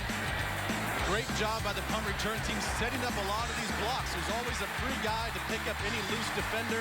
He makes a couple moves and he shows off his speed. So it's really been kind of a one-man show offensively, because the run game really hasn't gotten much going. And you said it already, nobody else for Kansas State has caught a football. And you saw those return numbers. Those don't include the 61-yard punt return for a touchdown that was called back because of a holding call against Kansas State. Let's check in with Christian Steckel. Guys, UTEP head coach Sean Kugler is a consistent man, and he told me simply, we will not change. We know who we are. He said, we've got to get our defense off the field. We left them out there way too long. Offensively, they're going to continue to try and run the football and set things up through the play action. I said, Coach, don't you have to line up with 3 or 4 wide receivers and try and stretch the field, do something to make a big play to get back in this game? He looked at me and said, Christian, we know who we are. So Sean Kugler knows he has to run the football. That's where the strength of this team is. But so far, you look at the stats, and, well, it's hard to pick out a strength for him. Just the 7 rushing yards, only 23 through the air. Showers is 6 completions for 23 yards. So stretching the field is something they have not done by any stretch of the imagination. Well, and you heard Coach Snyder coming off at halftime, obviously very impressed with his defense and what they've done against the run, because that is a point of emphasis going against this UTEP offense. But I'm surprised to hear Coach Kugler say that we are who we are. We run the football, and nothing's going to change this second half. Make no doubt about it. You're down 31 rip, and you have to start throwing the football. It's going to be hard, especially with the way Kansas State, they can play 4-minute offense. They can grind out the football as well. So you have to make the most of every opportunity on offense and put some points on the board. So that's what he told Christian. Let's see if he actually does it here in the second half. Sean Kugler in his second year as head coach here at UTEP. First head coaching experience after being an offensive line coach in the NFL for most of his coaching career, but also played at UTEP and was an assistant coach at UTEP before finally coming back to be the head coach, leaving his offensive line position with the Pittsburgh Steelers. Well, and it's that mentality is why this UTEP offense is so good at running the football, and they have those stats that we spoke about. He's taken this offensive line with very limited experience and turned them into road graders. So he definitely has his personality and his style of play all over this team. That was quite the kick. It'll bring out the football for Kansas State on the offense. And Jake Waters in the first half, 5 for 9 for 76 yards. 45 of those yards went to Tyler Lockett on 3 catches. Zach Truijo, the only other player with a catch today, the tight end, 2 catches for 31 yards. The rushing attack, 55 yards for Jones, 29 for Waters, and 11 for DeMarcus Robinson, who is in the backfield with Waters here on the first play from scrimmage for the second half. The K-State 25-yard line. Deontay Burton in motion. And Waters with loads of time. Over the middle, Tyler Lockett is there. He just burned Damian Payne right down the middle. A 40-yard pitch and catch on the first play of the half. And really, I had no idea who he's going to throw the football to, because Curry Sexton, the number 2 receiver, you'll see both of them come off on the screen right there. He really could have picked any one of them. You see Curry right there as he flashed by you. A ton of protection to make that decision. But again, that shows you the focus that Waters has. We're trying to target Tyler Lockett, get him some more touches. Drew Little was standing around looking for somebody to block. So was DeMarcus Robinson. When you don't have that kind of pressure, you don't expect somebody to get that open downfield. There were multiple players open as Waters, scrambling, gets out of a tackle and just throws this one away. Wesley Miller looked like he had a chance to bring him down to the backfield, but he gets away and salvages what could have been a play for a loss. Well, I think you saw a little bit of Jake's athleticism, and I think it catches some people by surprise. He throws the football pretty well, but he also runs it very well too. So when he's in these situations where he has to scramble as a defender, sometimes you don't know how a guy's going to really run until you get in the ball game. I think that happens time and time again playing against Jake Waters, because he's deceptively quick and nimble. Rushed over 500 yards between last year and this year, and a little toss to Glenn Gronkowski, the fullback, brought down by Roy Robertson Harris, the only starter back on the defensive line for UTEP. Gronkowski is the youngest of the brothers. This is Glenn. The other 3 of his 4 brothers play in the NFL, or played in the NFL. Rob with the Patriots, Chris with the Chargers, Dan with the Browns. Gordy, we haven't mentioned, played D1 baseball. They are not small. No, they're not. And Gordy just decided to do something a little different. Waters wide open. Curry Sexton inside the 5, first and goal. First catch of the game for Curry Sexton, who had a career-high 11 catches for 121 last week. Well, it's encouraging. We talked about Tyler Lockett on the outside. When he gets covered up, Curry Sexton came out last week, 11 catches for 121, and really showed everybody that you can double up Tyler Lockett if you want. But I'm a viable receiver too, and that's where he makes his money, in that slot, finding a soft little zone, a little hole, and good job by Jake Waters delivering the football. Wildcat here for Charles Jones from the 5. Touchdown Wildcats.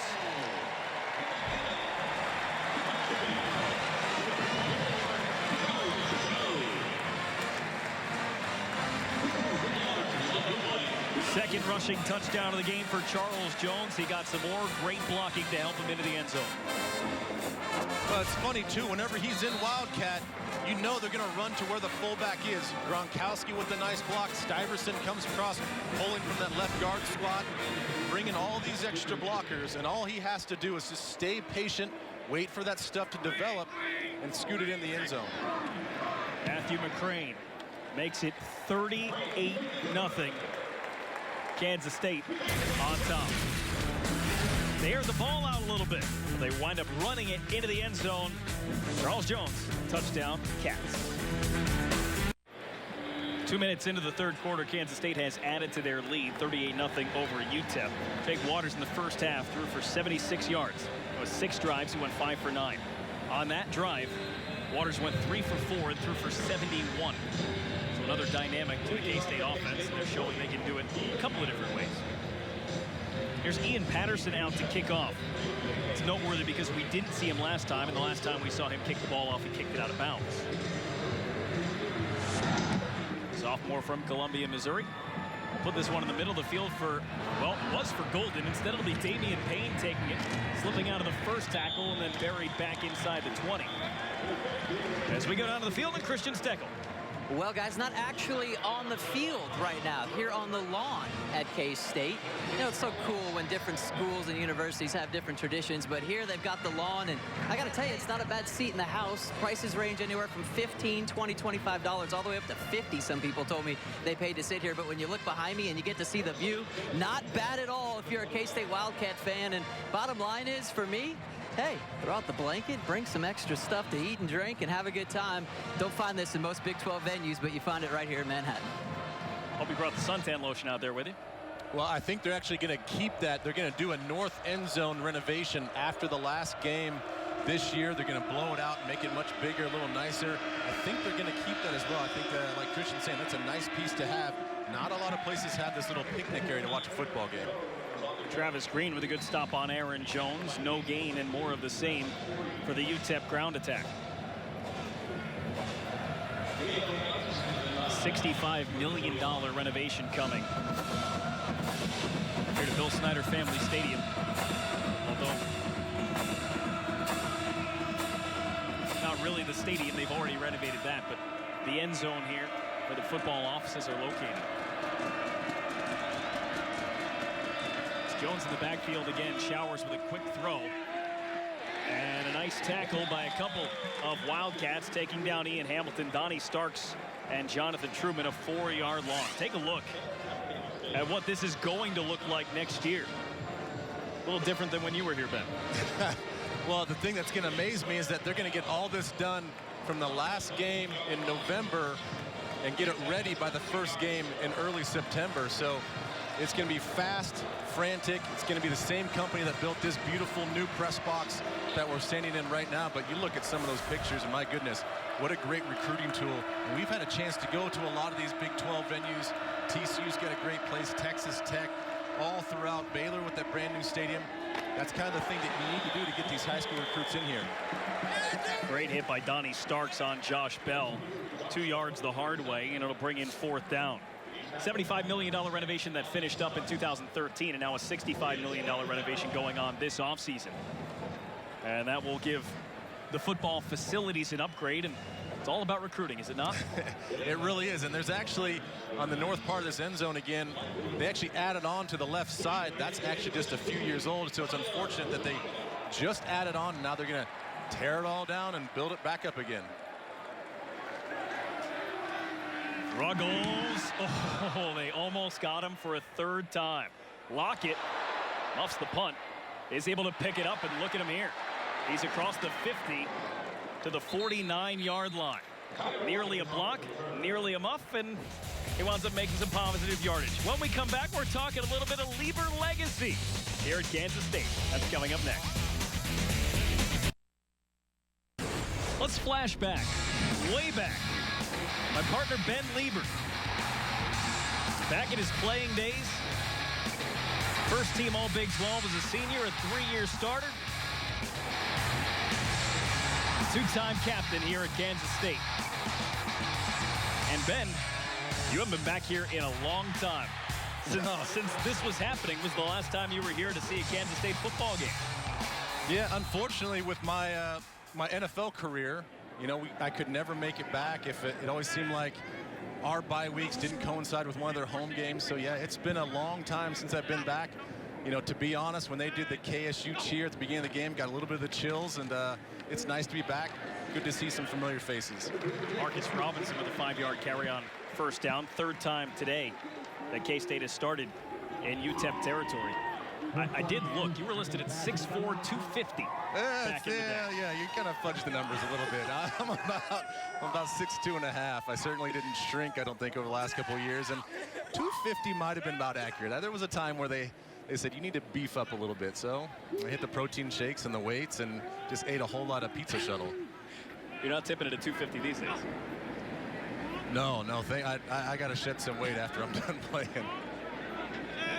Play clock running down here on Waters. And Trujillo is wide open. Nobody to stop him.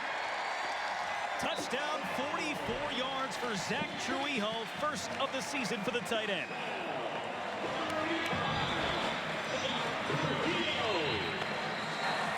Personal foul. Roughing the passer, number 90 defense. The play resulted in a touchdown. A 15-yard penalty will be enforced on the kickoff. Well, and they've been setting up this play really in the first half. A couple times they call it the pop pass. It's something kind of unique to what Kansas State does. They want everybody to think that it's going to be quarterback run game because they do it so much with Jake Waters. That sucks all the defenders up. You take your eyes off your responsibility because you think it's going to be run. And Trujillo, the tight end, just kind of baits people, goes up the seam. Nobody covers him and nobody catches him. So that pop pass comes back to haunt him. Extra point is good from McCrane, and the lead is now 45-0 for Kansas State. Waters finds Trujillo 44 yards for the touchdown. Who doesn't love a good old-fashioned mining reference? Getting clever here in Manhattan. As the Miners are down 45-0 to Kansas State here in the early stages of the third quarter. Yeah, you guys didn't know that.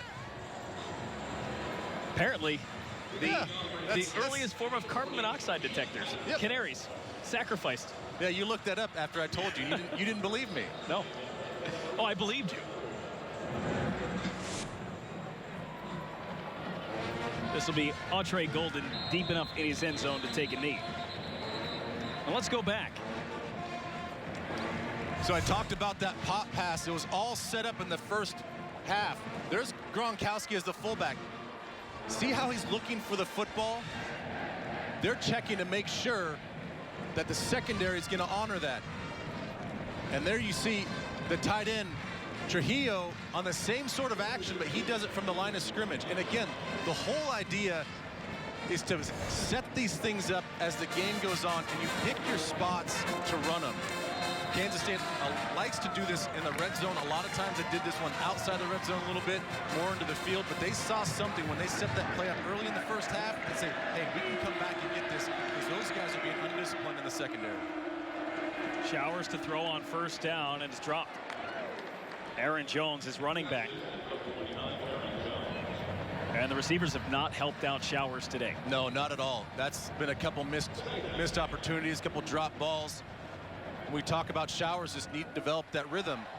And it's hard to get in that rhythm when guys are dropping footballs. Now you're at 2nd and 10 again. So he's delivering the ball. These guys are dropping them. And it just is not fair to these young guys. He has to do something here to drive this team down the field and cut this 45-0 deficit. He will hand it off, and there's a big gaping hole and a first down for UTEP. Dante Barnett with the stop. It is a 12-yard gain for Aaron Jones on the play. Well, and this is part of the switch up that they have. Usually they follow the guards and they follow the fullbacks, but this time he doesn't follow because the guard got tied up and he just hits it straight downhill. So good job of using his vision, understanding that if I see a hole, I just have to go north and south and hit it, pick up some yards, because that's something that they have not done at all in this first half and into the third quarter. Didn't get their first down until middle stages of the second quarter, and now here in the third, that was just their second first down. And this is a wide open man in Ian Hamilton. He didn't drop that one. He's down to the 34-yard line. Dante Barnett on the stop. But a long completion of 24 yards on that play. Well, finally, you can get some time to throw the football. It all starts with protection up front. You got a bunch of inexperienced linemen that when it's time to pin your ears back as a defense, are having a hard time keeping the K-State linemen off their quarterback. That time, you only bring 3 defenders. They do a good job of protecting that pocket, and that's what you can see out of Showers, and that's why they like his arm so much. They only had 22 receiving yards as a team before that one catch that went for more than that. This is a 6-yard run for Jeffrey. Jonathan Truman on the stop. And before that pass as well, Josh Bell, the fullback, with 4 catches for 16 yards, was their leading receiver. Well, and you never want to see that your fullback, who in this offense is a true fullback. A lot of times you're blocking linebackers, defensive ends on the line. rarely do you get a chance to catch the football. So that just kind of a microcosm of how this offense is producing right now when your fullback is the leading receiver. This is Aaron Jones again, down to the 22-yard line. 6-yard gain and a first down for the Miners. This is their first trip into K-State territory today. Well, and they've looked the most balanced. K-State looks a little bit on their heels because of the passing game, because of the fact that they had protection time. He delivered a few balls down the field, which opened up a couple of the running lanes. So this is the most balanced they've looked all game.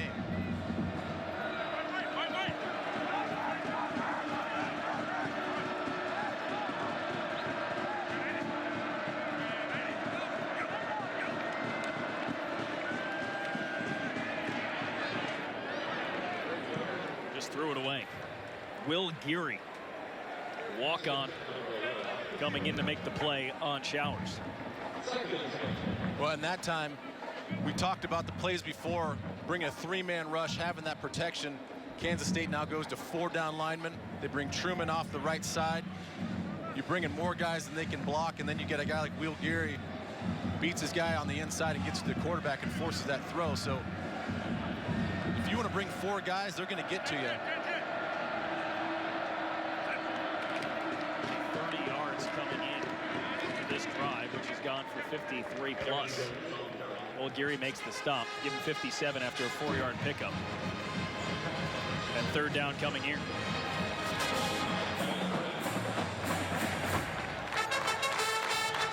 Wholesale line change for the UTEP offense. Take a look at the offense in the red zone for UTEP. This is their first trip today.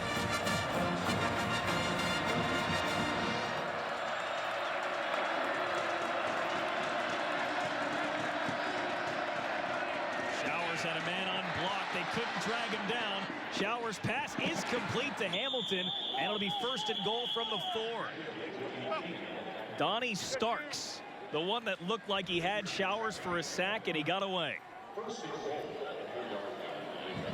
Well, up against the boundary, Kansas State elects to bring a blitz off the side. But what has to happen then is Travis Green now has to take over and play that corner spot.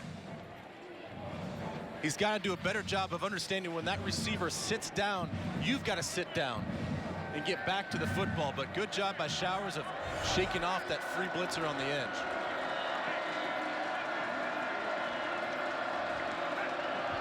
On first and goal. Jeffries gobbled up. Got back to the line of scrimmage, but Jordan Willis and Jonathan Truman made sure he didn't cross it. Second down.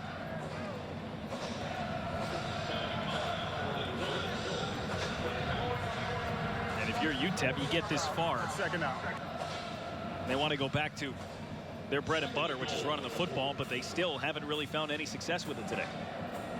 Well, in most situations, one-back sets, which they're in right now, is usually 95% pass. So it looks like that's what they're going to elect to do on this play.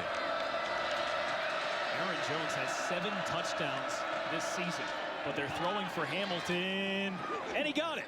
The flag is thrown anyway on Donnie Starks, but Ian Hamilton with the grab, the touchdown, and the Miners are on the board. Well, and that's the right leverage. That's the right call based off of that defense. Donnie Starks. Pass interference. Number 10, defense. The penalties decline. The play resulted in a touchdown.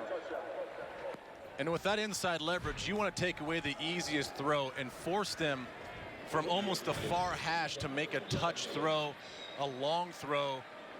And Jamil Showers does just that. So nice touch. Good job of Hamilton coming down with the football, and UTEP now getting finally on the board here in this third quarter. Jay Maddox with the extra point, and the score is 45-7. Ian Hamilton, big part of that drive, finished it off amidst some interference, and it's 45-7.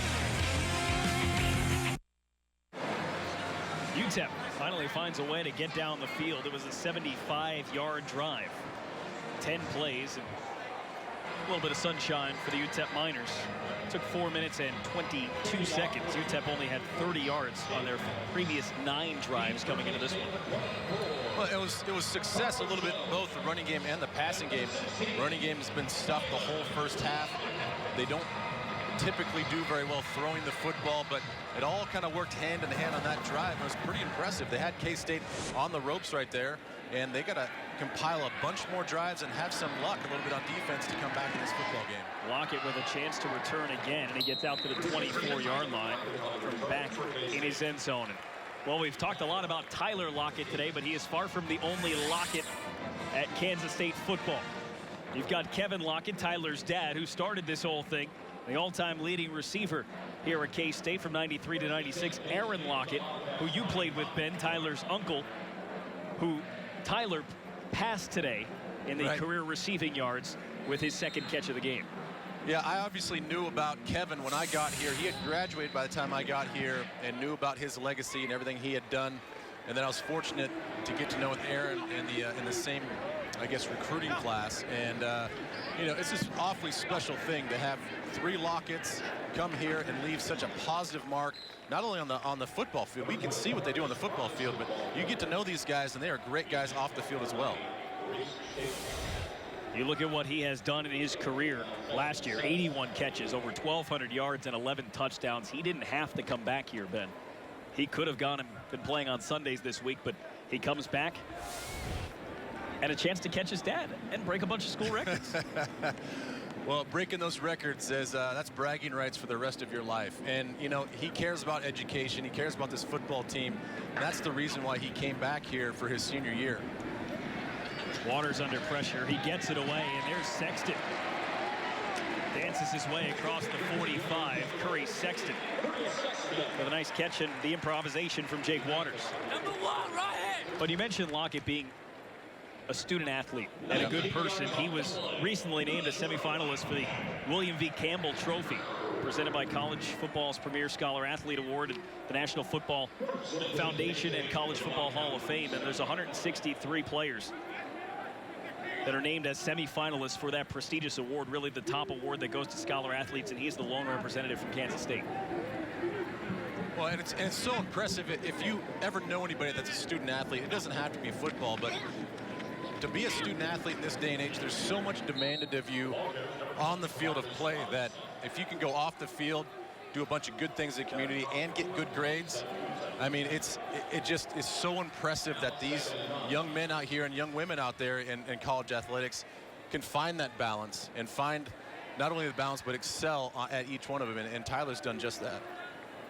You know, I jokingly said that Tyler Lockett came back just to break his dad's records and pile up a bunch of numbers, but what he did is he set himself some guidelines heading into the offseason with his support group, want to decide where he would be in the NFL draft. Here is out of the Wildcat, Charles Jones. He gets a first down, but nearly broke away. Wesley Miller dragged him down. And so what Lockett did to protect himself was he decided that if he was going to be a lock, Injury timeout. in the first 2 rounds of the NFL draft, he would go. But the people that he compiled around it, I'm sure his dad and uncle were involved in that, they came up to the conclusion that he was not a lock for the first 2 rounds, and that's why he was coming back. And he has said since then that he's almost relieved. He really wanted to come back, but knew the right decision, if he was going to be a lock at the top of the draft, would be to go to the NFL.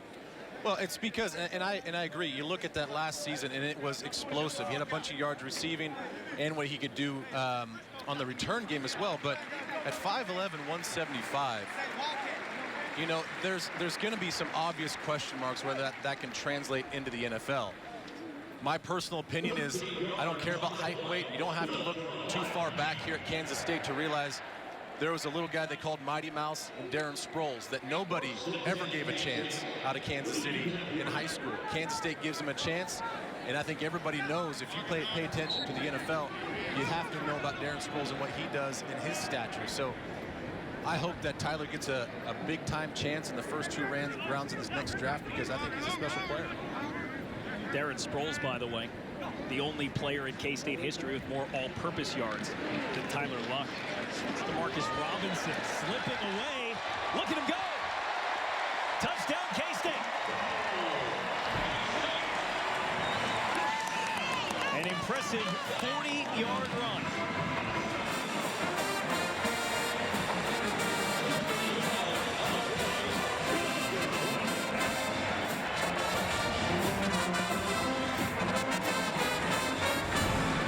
Number 82 for Kansas State. Number 54 for Kansas State is now wearing number 82. When you guys watch this replay, just look at the patience and the vision. The whole time, following his 2 lead blockers, pulling around the edge, maintaining that leverage point behind them, kind of hiding there, using that vision to cut and get upfield. So senior out of Wichita is not starting, but he is every bit as valuable as Charles Jones in this run game. He did start earlier this season, the first Wildcat running back since at least 1993 to not earn his first career start till he was a senior. And again, that's one thing I think as a young running back, anybody that holds the ball and runs with the football is developing that patience, because so often you get the ball in your hands, you just want to go, go, go, go, go, go. But in these situations, because he's a mature senior, he understands I got to set up these blocks if I'm going to be successful. And he waits for those guys. You can see his left hand out there just to keep that relationship, reminding himself to kind of slow down his feet. Good job by the guys up front, and good job by him just using his vision, using that cut and that speed to get to the end zone. And it helps Robinson that Charles Jones is an efficient runner as well. When you've got 2 guys that you can use interchangeably, it helps both of them out, and it helps you for your longevity as the season progresses. And these guys take a beating every single week. Yeah, and you're seeing it, I think, across the board at every level. Basically, running back is done all by committee now because they take such a pounding. This one is short humped. Eventually picked up by Golden. And he gets out to the 19, maybe the 20-yard line. For a game break, we go to our Fox Sports 1 studio and Greg Wolf. All right, guys, thanks. We got a Big Ten battle in West Lafayette. Iowa's C.J. Beathard finds Cavante Martin Manley, 23-yard score. Hawkeyes lead at 17-10, fourth quarter. Brendan, Ben, back to you. Thanks, Greg. Here it's 52-7 in favor of Kansas State. The Big 12 is in the national spotlight tonight across our Fox Sports family. Coming up, 4 Eastern, 3 Central. The Texas Longhorns travel to Kansas to take on the Jayhawks on Fox Sports 1. And then later on tonight, the high-powered Baylor offense heads to Iowa State for another Big 12 showdown starting at 8, 7 Central. Now we're starting to get into the meat of the Big 12 schedule. This is that round-robin schedule that Big 12 has to play. Kansas, obviously, with Charlie Weiss and his contract situation, the way his team has played the last 2 years, unfortunately, every game is pretty much a must-win if he's going to keep his job there and keep developing that team. And then Baylor, I tell you what, having a chance to watch them, watch what Phil Bennett's done for that defense. We all know what they can do offensively throwing the football, but the real story down there in Baylor and Waco, Texas, is that defense and how much better it's gotten. Now no longer do you have to just outscore the team. You can rely on your defense to create pressure, keep the scores low, and hopefully get that offense on the field a lot more. 2 tight ends on the field here for UTEP on 2nd and 6. And bouncing to the outside, Aaron Jones. Tackle made by Donnie Starks and Will Davis. A 4-yard pickup, bring up 3rd and short. Baylor, Oklahoma, Kansas State. They have to include Oklahoma State now, creeping into the top 25, as every game for them when you're playing is a big game if you have a chance at making that college football playoff. Yeah, and absolutely. Oklahoma State kind of came into this season, very inexperienced team, lost a lot of seniors, and we didn't know what that turnaround was going to look like, that turnover was going to look like, and they looked awfully good here tonight. Showers able to get it off to a wide open Eric Tomlinson, and the tight end makes the catch for a first down. Ryan Mueller on the pressure as he got away from Paulo Mendez. That's a 14-yard gain for the big 6'7", 265 tight end, the senior out of Klein High School in Texas. Well, I think you can see what happens here when Showers gets out of the pocket. He's comfortable being in the pocket, but he's an athletic guy that can throw on the run. The touchdown, he had a nice little pass, a couple plays before that, fought off a blitzer from the outside, used his legs to buy some time. So he looks really impressive in the pocket, but even better when you roll him out and get him on the run. It is Aaron Jones. He got popped by Travis Green. 6-yard pickup. Aaron Jones last year Set a freshman record at UTEP, 811 yards, averaging over 5 yards per carry as a freshman. Well, and this is something that UTEP was not doing in the first half, is getting chunk yardage on first down. This is really the first time in this game where they've gotten 6 yards or more on first down. Sets up a more second and manageable, keeps the defense on their heels. So they figured out a little something here in the second half, made some adjustments. Nice tackle there by DeMonte Hood. Hadn't made a tackle this season. Coming in and making a good stop. Well, now comes the money down once again. Kansas State did a great job there on second and short. Now you've got to regroup. I would suggest probably getting him out on the run again, using his feet. That way you have 2 options, either tuck the ball and run or try to find an open receiver, which he's done a few times today. That's the end of the third quarter as UTEP casually strolled on the field, didn't get that play off. And so we go to the fourth quarter. It had been all Kansas State, but UTEP does get on the board in the third quarter. Outscored by Kansas State 21-7. It's 52-7, 15 minutes to play.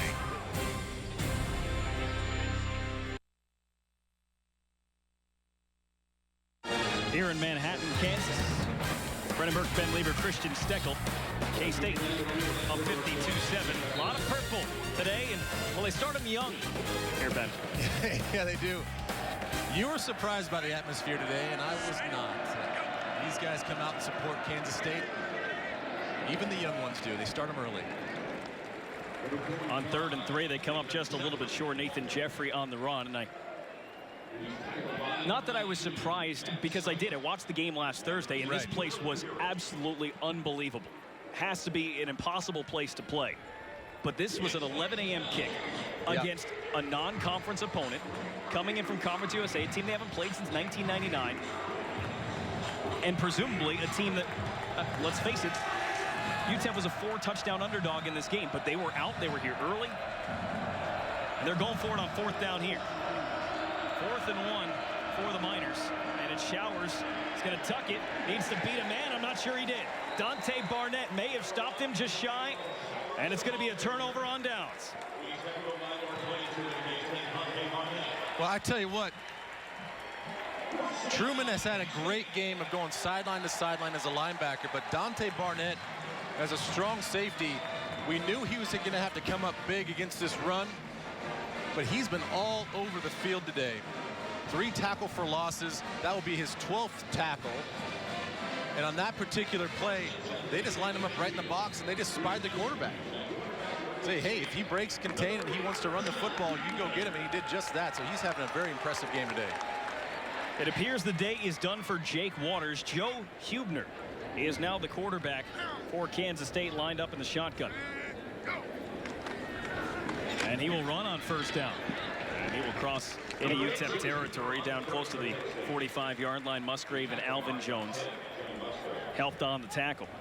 By the way, Kansas State's defense has stopped the opponents now 4 out of 5 times on 4th down this season. Well, again, they played tough, gritty, assignment-sound football, and when you do that, you give yourself a chance, and that's what they've done today, shutting down this UTEP run game. Guys fitting the gaps, safeties coming down, fitting where they're supposed to be. There hasn't been a lot of misfits and missed assignments from this Kansas State defense.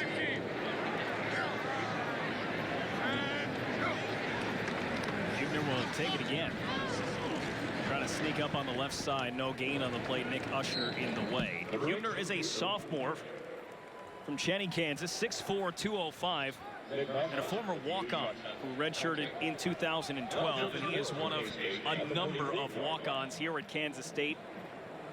Look at the number of games started by players that walked on to this roster.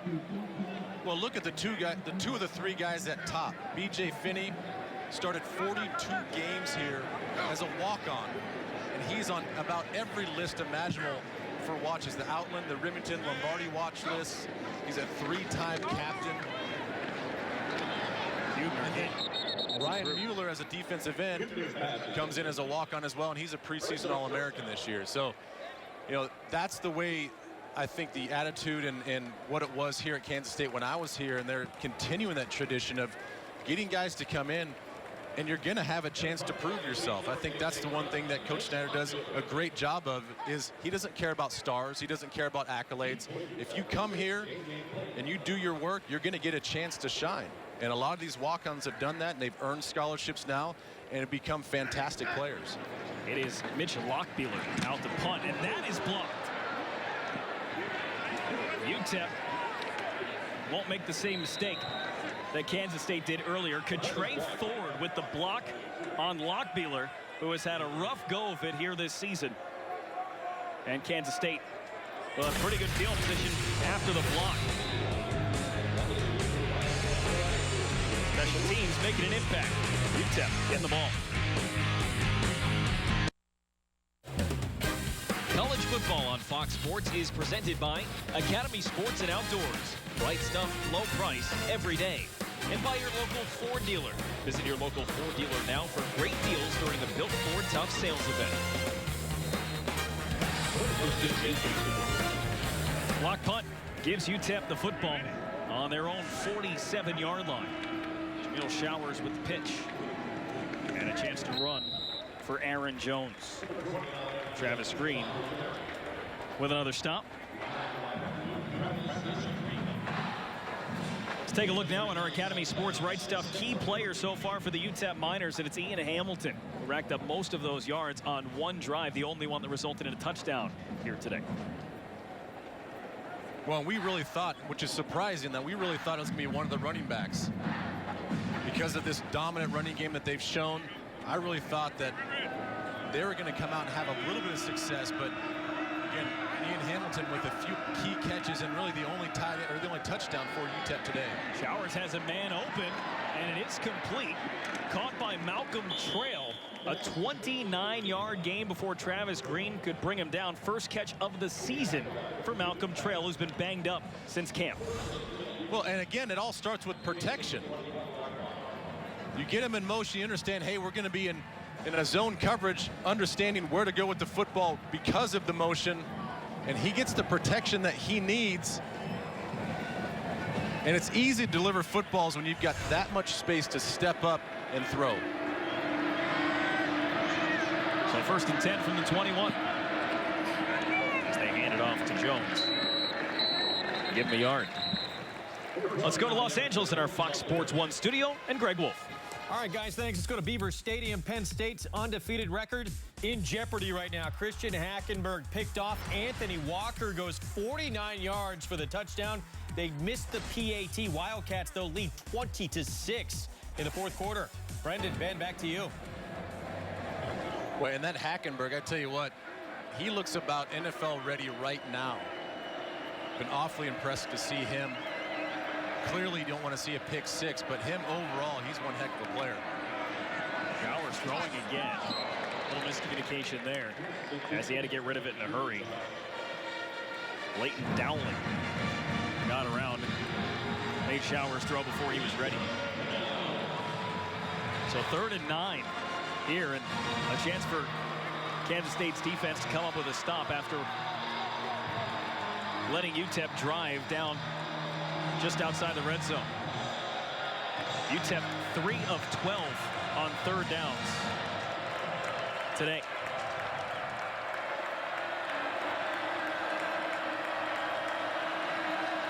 Josh Bell, the lone man in the backfield. Showers on the run. Will loft it towards the end zone.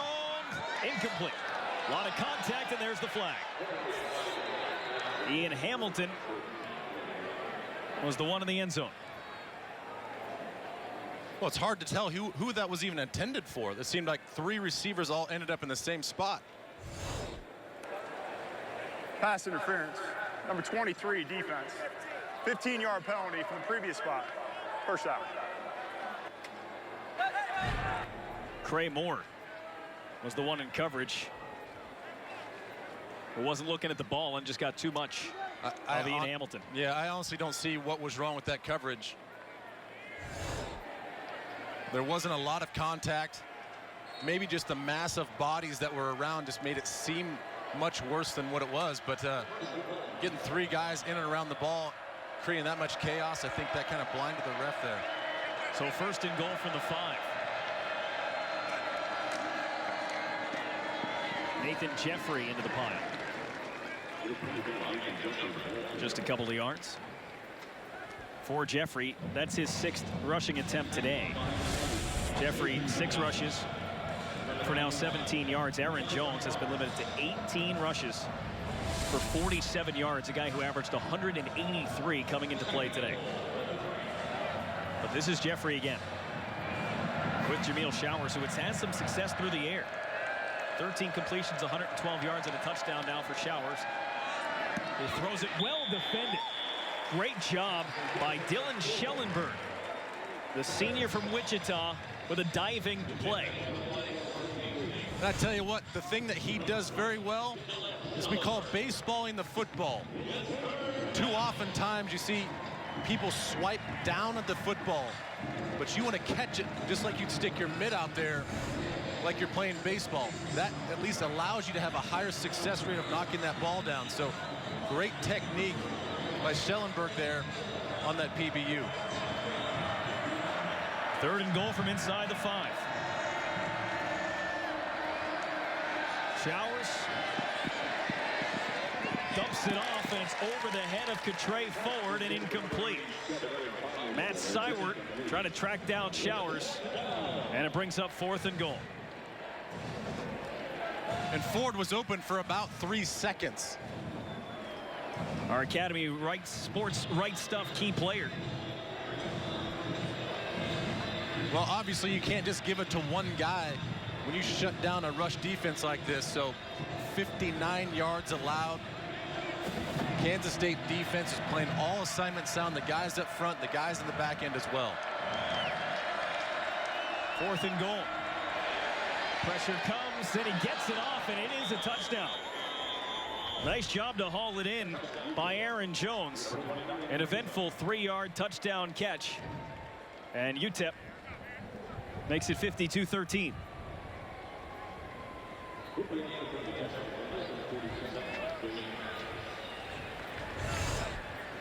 Well, Kansas State got pressure, but you're going to see that reverse pivot. When you're playing man-to-man coverage, it's really, really tough when they stick their foot in the ground right there and they only have a few yards to go. Nice play design, nice execution by UTEP. So a couple of touchdowns here in the second half from UTEP as Kansas State led 31-0 at halftime. It is now 52-14. Jameel Showers took a hit. So did Aaron Jones. It's a touchdown for the Miners.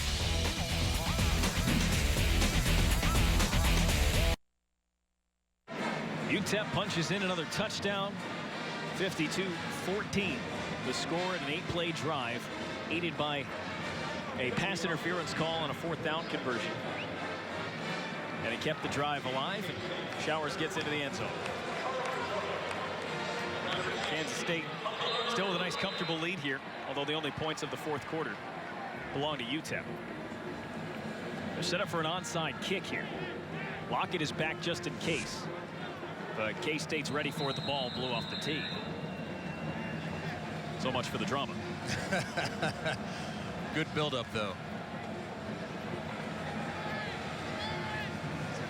Jay Maddox will try it again.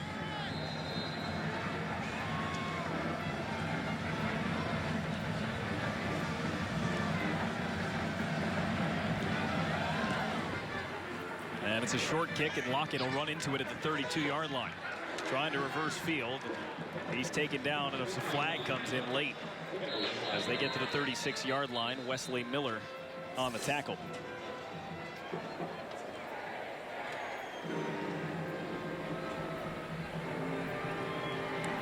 During the return, holding, number 51, receiving team.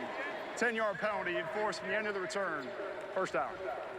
So they'll back him up. David Smith, the guilty party. Bill Snyder in his 23rd season, not consecutively here at Kansas State, looking for his 181st win. All of them here with Kansas State. Well, I think this resume looks even better when you actually come to Manhattan, Kansas, and realize where it's at geographically. A hard place to recruit. 2 hours from really any big metropolitan city. And when he took over his program, they were about ready to fold the football program, and he came in, revived it, and those stats are obviously very telling. But he will be one of the best coaches in all of college football, in the history of college football. Joe Huebner on the rush. In our player perspective, we have the unique opportunity, Ben. I mean, you played for him. What is it like playing for Bill Snyder? Well, it's demanding. That's the one thing, is he demands a lot out of you. And for what you do on the football field, he wants that much effort and that much accountability off the field. So it's a tough program. And that's not tough in like in a bad way, but tough in the fact that he's developing young men. And that's one thing when you talk to him all the time, it's all about developing young men to be successful way beyond the years of football. And that's the one thing that I can accredit to my success in the NFL, was the foundation that he gave me here, was being accountable, being where you are, raising good people. Because if you do that, everything on the football field would take care of itself. So you come here, he's going to mold you into a fine athlete and a fine person as well. We had a chance to sit down with him yesterday and just talk to him, and you can tell that he cares about the players as people. Yeah, if you win a few football games along the way, but Absolutely. You're right, he is concerned with developing players into good people, whether they go on for a career in the NFL like yourself, or whether they go on to a career in business, or whatever it may be. He feels it's his responsibility to develop young men. Thrown by Huber, wide open is Weber for the catch. And Jameel Irving made the tackle after a 21-yard gain. Bill Snyder is in some pretty elite company. Most wins among active FBS coaches. Of course, Frank Beamer at Virginia Tech, 268. Bill Snyder on the other side, 180. Those are the only two that have done it at one school. Well, I think that's the most impressive thing. Obviously, what Frank Beamer's done in Virginia Tech speaks for itself. I mean, 268 wins is amazing. But again, from where Coach Snyder started with those programs to where it is now. I mean, now I think it is on the national level. You can see the development with the brand new press box, the money that's being poured in by the alumni, the support that they get, like you were mentioning even earlier in the telecast, with an 11 o'clock kick. Just with the tradition that has been built here, with the tailgating, the people coming out supporting. They were doing cheers about an hour and a half before the game even started. So the students are out, the young kids are out, the families are out. It's an awfully special place to play, and obviously a proud moment for me to be out here calling this game. Judah Jones made that last catch, his first catch of the season and for his college career, redshirt freshman. And he's still on the field. This is a handoff to Jarvis Leverett. And he has himself a first down, an 8-yard gain. Luke Elsner on the tackle for a game break. We go to our Fox Sports 1 studio and Greg Wolf. Thanks, guys. Let's go back between the hedges. Tennessee just won't go away. After a Todd Gurley touchdown, Justin Worley finds Pig Howard, 31-yard score. They would go for 2 and convert. It's 28-25 Georgia in the fourth. Brendan, Ben, back to you. Well, it's never an easy out any week, especially as you get into conference play. So that's a fun game to watch right there, as they have 8 minutes left to go in that fourth quarter.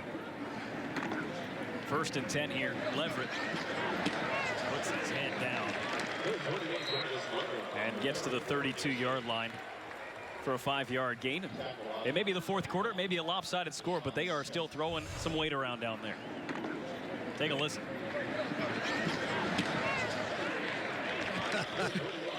Well, and that's what you want to see out of some of your younger players, is you're going to get, more duty here when it's 52-14, and that's the type of effort that he preaches all the time. It doesn't matter where you get it in the game, you make every rep and every carry count, and he delivers a blow and got the better end of 21.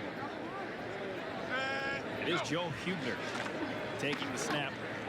Jake Waters taking out to start the fourth quarter. Judah Jones down inside the 10, only 1st and goal. Wesley Miller on the tackle.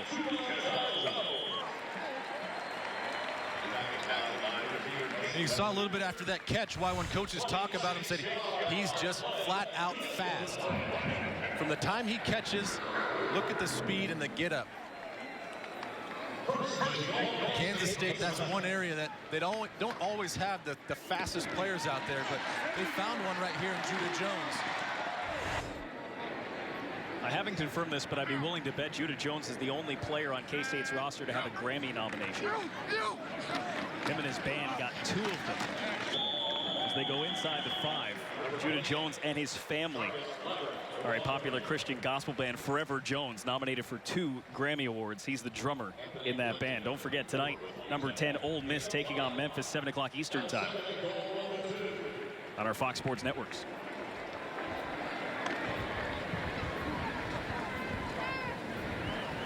So K-State threatening again.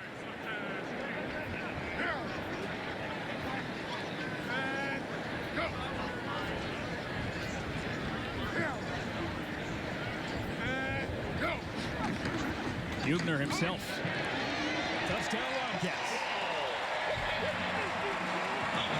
2 yards and Joe Hubner into the end zone for the first time this year. Well, and that's the dynamic when you take out Jake Waters. You watch Kansas State. He obviously can throw it. He can run it. Kansas State is now wearing number 82. But then you bring in a guy like Hubner, and don't forget, he can run as well. In high school, he was also a receiver and a defensive back, as well as playing quarterback. As we got a flag on the field, it looks like too many men on the field for Kansas State. Illegal substitution. Offense. 12 men in the formation. 5-yard penalty. The try for point will be attempted from the 8-yard line.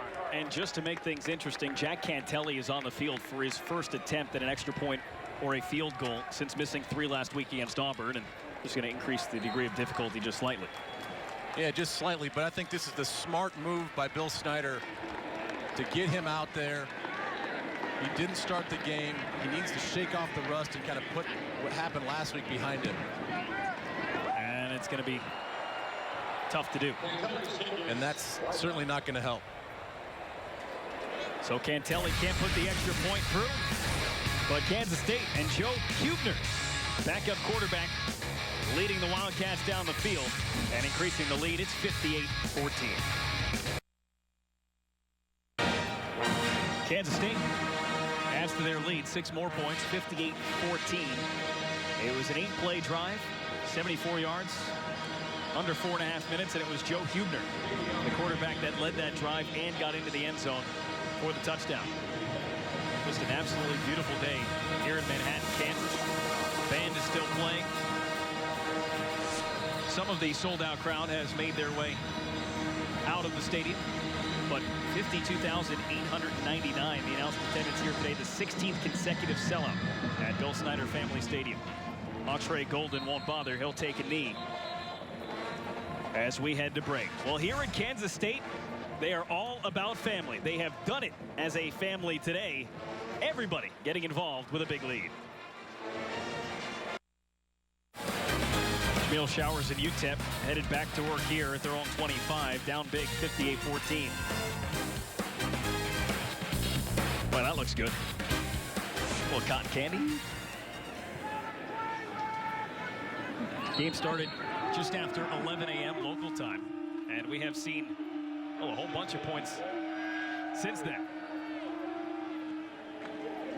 Thrown over the middle by Showers. It is complete to Tyler Batson.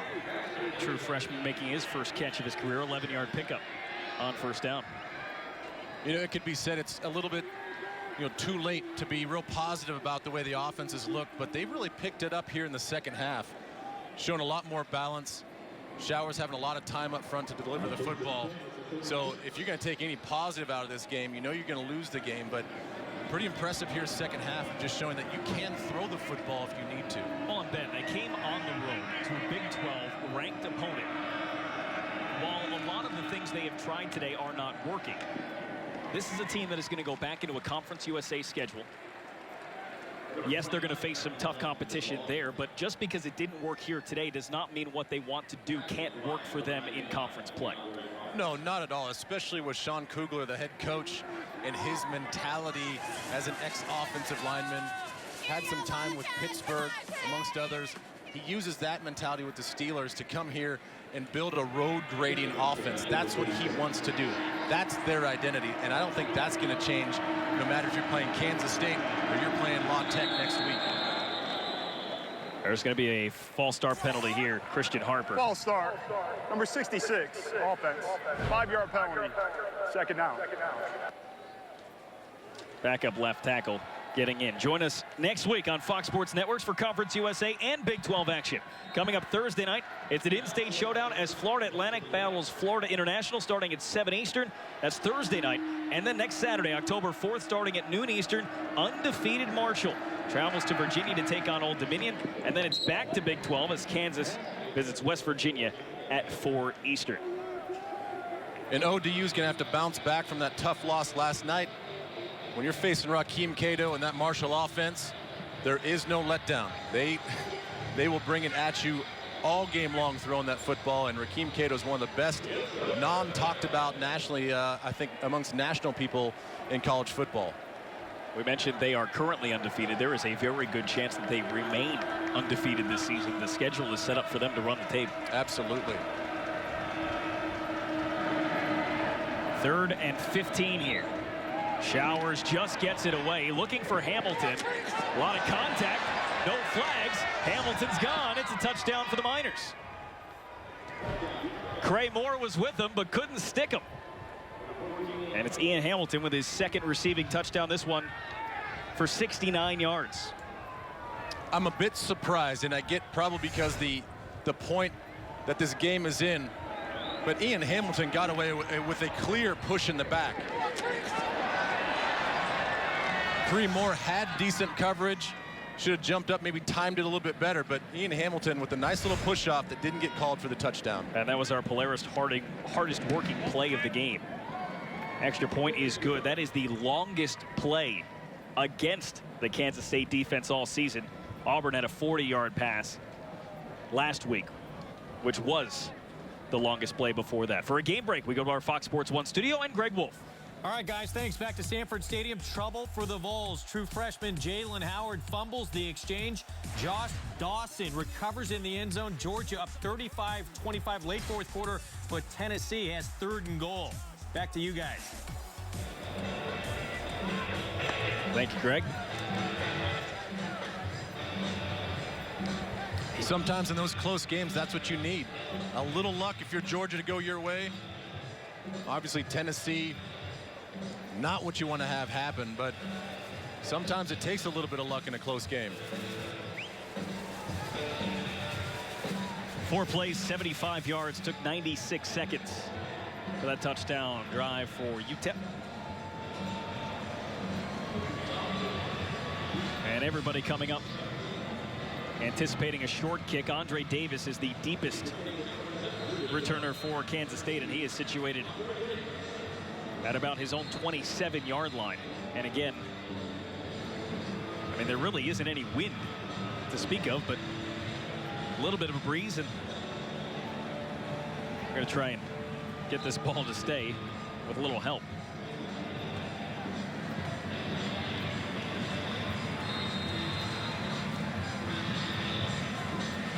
Just under 3.5 minutes remaining. Kansas State up 58-21 over UTEP. They led 31-0 at half. We have seen 3 blocked kicks in this game, one of which was negated by a confusing call. And this is Andre Davis getting turned around at his own 20 and wrestled down to the ground. Let's take a look at our what a burger, what a player. And it is Tyler Lockett, who has moved up the career receiving ranks again here today. Well, it's all about that right there. Return yards. That's where he is the most dangerous. Had a great year catching the football last year. 84 yards here today. They targeted him a couple times on purpose. They wanted to get him some more touches to see what he can do. But where he's so dangerous, and this Kansas State team is so dangerous, is their special teams. Like you talked about, blocking punts as well as returning punts and kicks, and it's all at the hands and the legs of Tyler Lockett. Hubner under center again. Or excuse me, Jesse Entz is now in at quarterback, handing it off to Jarvis Leverett. So the 3rd quarterback that we have seen today for K-State. Jake Waters 10 for 15, 209 yards and a touchdown, has taken the fourth quarter off. Joe Huebner, 3 for 4, 54 yards and a rushing touchdown himself. And now we see Jesse Entz. After no gain on first down, it is 2nd and 10. Some confusion in the backfield. Jarvis Leverett Jr. spins forward for a couple. Give him 3. Well, I'd be surprised if they even allow Entz to throw a pass right now. Just watching that clock tick down, obviously you're going to win this football game. You are faced with a 3rd and long situation, a normal throwing down, but because of the way the game's played out, I'd be surprised if he actually did throw the football here. See Charles Jones the day he had. Last week against Auburn, 40 yards on the ground. That was really a big part of their loss to number 5 Auburn. Today, 190 rushing yards. Give him a few more. As Entz takes it forward before Alvin Jones brings him down. That's a 6-yard gain on 3rd down, and it'll be just short. There you go. Let's go, Cats. And on 4th and 1, it'll be Mitch Lockbeeler out to punt again. It has been a rough season for Lockbeeler, who was actually named the starting punter out of week 1. He punted once against SFA. It only went for 36 yards. He punted once against Iowa State. That was returned 82 yards for a touchdown by Jarvis West. We saw his 3rd punt earlier, and it was blocked. Nick Gathright is back for UTEP at his own 20. Oh boy. Lockbeeler dropped the football, and UTEP is going to have it at the 6-yard line. LaQuintus Dowell comes up with the ball, nearly came up with a touchdown. And for all the praise that we have been singing about special teams today, there has been plenty to shake your head at as well. Well, there's really nothing else to say. I mean, it's a clean snap right in the chest. Didn't have to move at all.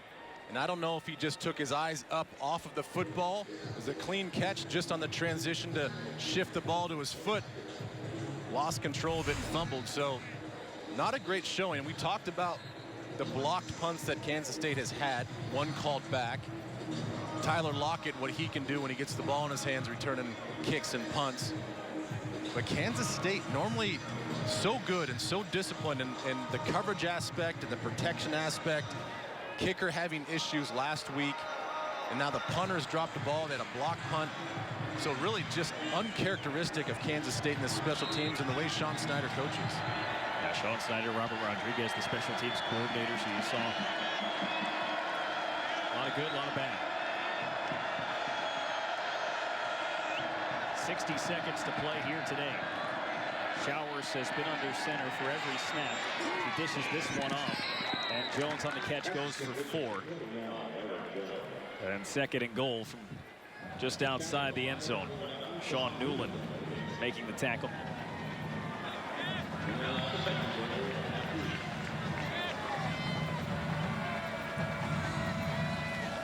Showers 16 for 26 for 195 yards. Excuse me, 199 yards. And 3 passing touchdowns. Timeout, Kansas State, their first charge of the half. 30 seconds in length. So K-State will take a timeout with 24 seconds to play. As where does K-State go from here? Into the Big 12. Texas Tech next week. Then they've got a big showdown, Ben, October 18th against number 4 Oklahoma. That's huge. The one thing you can't do the last 2 weeks because of Auburn in that run game, UTEP in the run game. Now you've got to kind of switch your gears a little bit and get back into the Big 12 mode. Texas Tech is going to be a tough out if they want to go into Oklahoma with a lot of momentum, especially playing in Norman. That defense with Oklahoma is playing as good as anybody in the country. You got to block Stryker off the edge.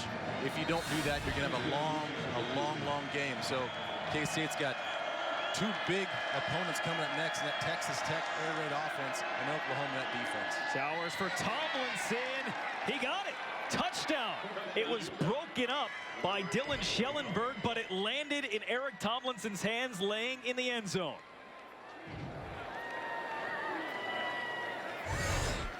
And when you're 6'7", 270 pounds, you're a big target. Schellenberg did all he could, face guarding right there, reading his eyes, getting his hand to break up the pass. But again, Tomlinson, great concentration. He's the type of player, again, coming off injury that's not been 100%. They said he is crucial to this offense, not only just blocking for the run game, but being a big target in the pass game as well. So UTEP makes it 58-28. You mentioned Tomlinson at 6'7". Schellenberg is 6 foot tall, and he got up there, and it's hard to argue with anything he did on that play. No, you can't argue with his position, the play on the football. It is one of those things where they're fluky plays, and these guys they're all great athletes. And you know, Tomlinson just was the better athlete on that one play for the ball to come in his hands and him for not for him to lose the concentration and come up with a touchdown. And a glorious beard to go with it. First team All-American in the beard league. Because he's got the hair to match. Yeah, you certainly don't lose sight of him on the football field with that hair flowing out the back and the front. You know, and as a guy who has to identify the players, I have no problem with it. I don't need his number. I don't need a jersey. None at all. Andre Davis is back. So is Judah Jones. K-State running all over the field, getting situated for a kick that they now expect to come deep. And it is headed in the direction of Jones, the redshirt freshman. With a nice little return here up across the 30-yard line before he's tripped up. Give him 17 yards on the return. Fox Sports Supports is proud to team up with the Boys and Girls Clubs of America. Boys and Girls Clubs help young people to reach their full potential as productive, caring, and responsible citizens through programs that promote character and leadership, education, healthy lifestyles, and more. For more information, visit foxsportssupports.com. So this will do it for Kansas State, polishing off a victory. Pitched a shutout in the first half, have given up 28 points here in the second half. Jesse Entz is operating out of the shotgun. And as he hands it off, the clock will tick down on the run from Moss. And that'll do it. Kansas State got out to an early lead, and they cruised, Ben, the rest of the way. Yeah, they started a little slow, but that second quarter they kind of took off.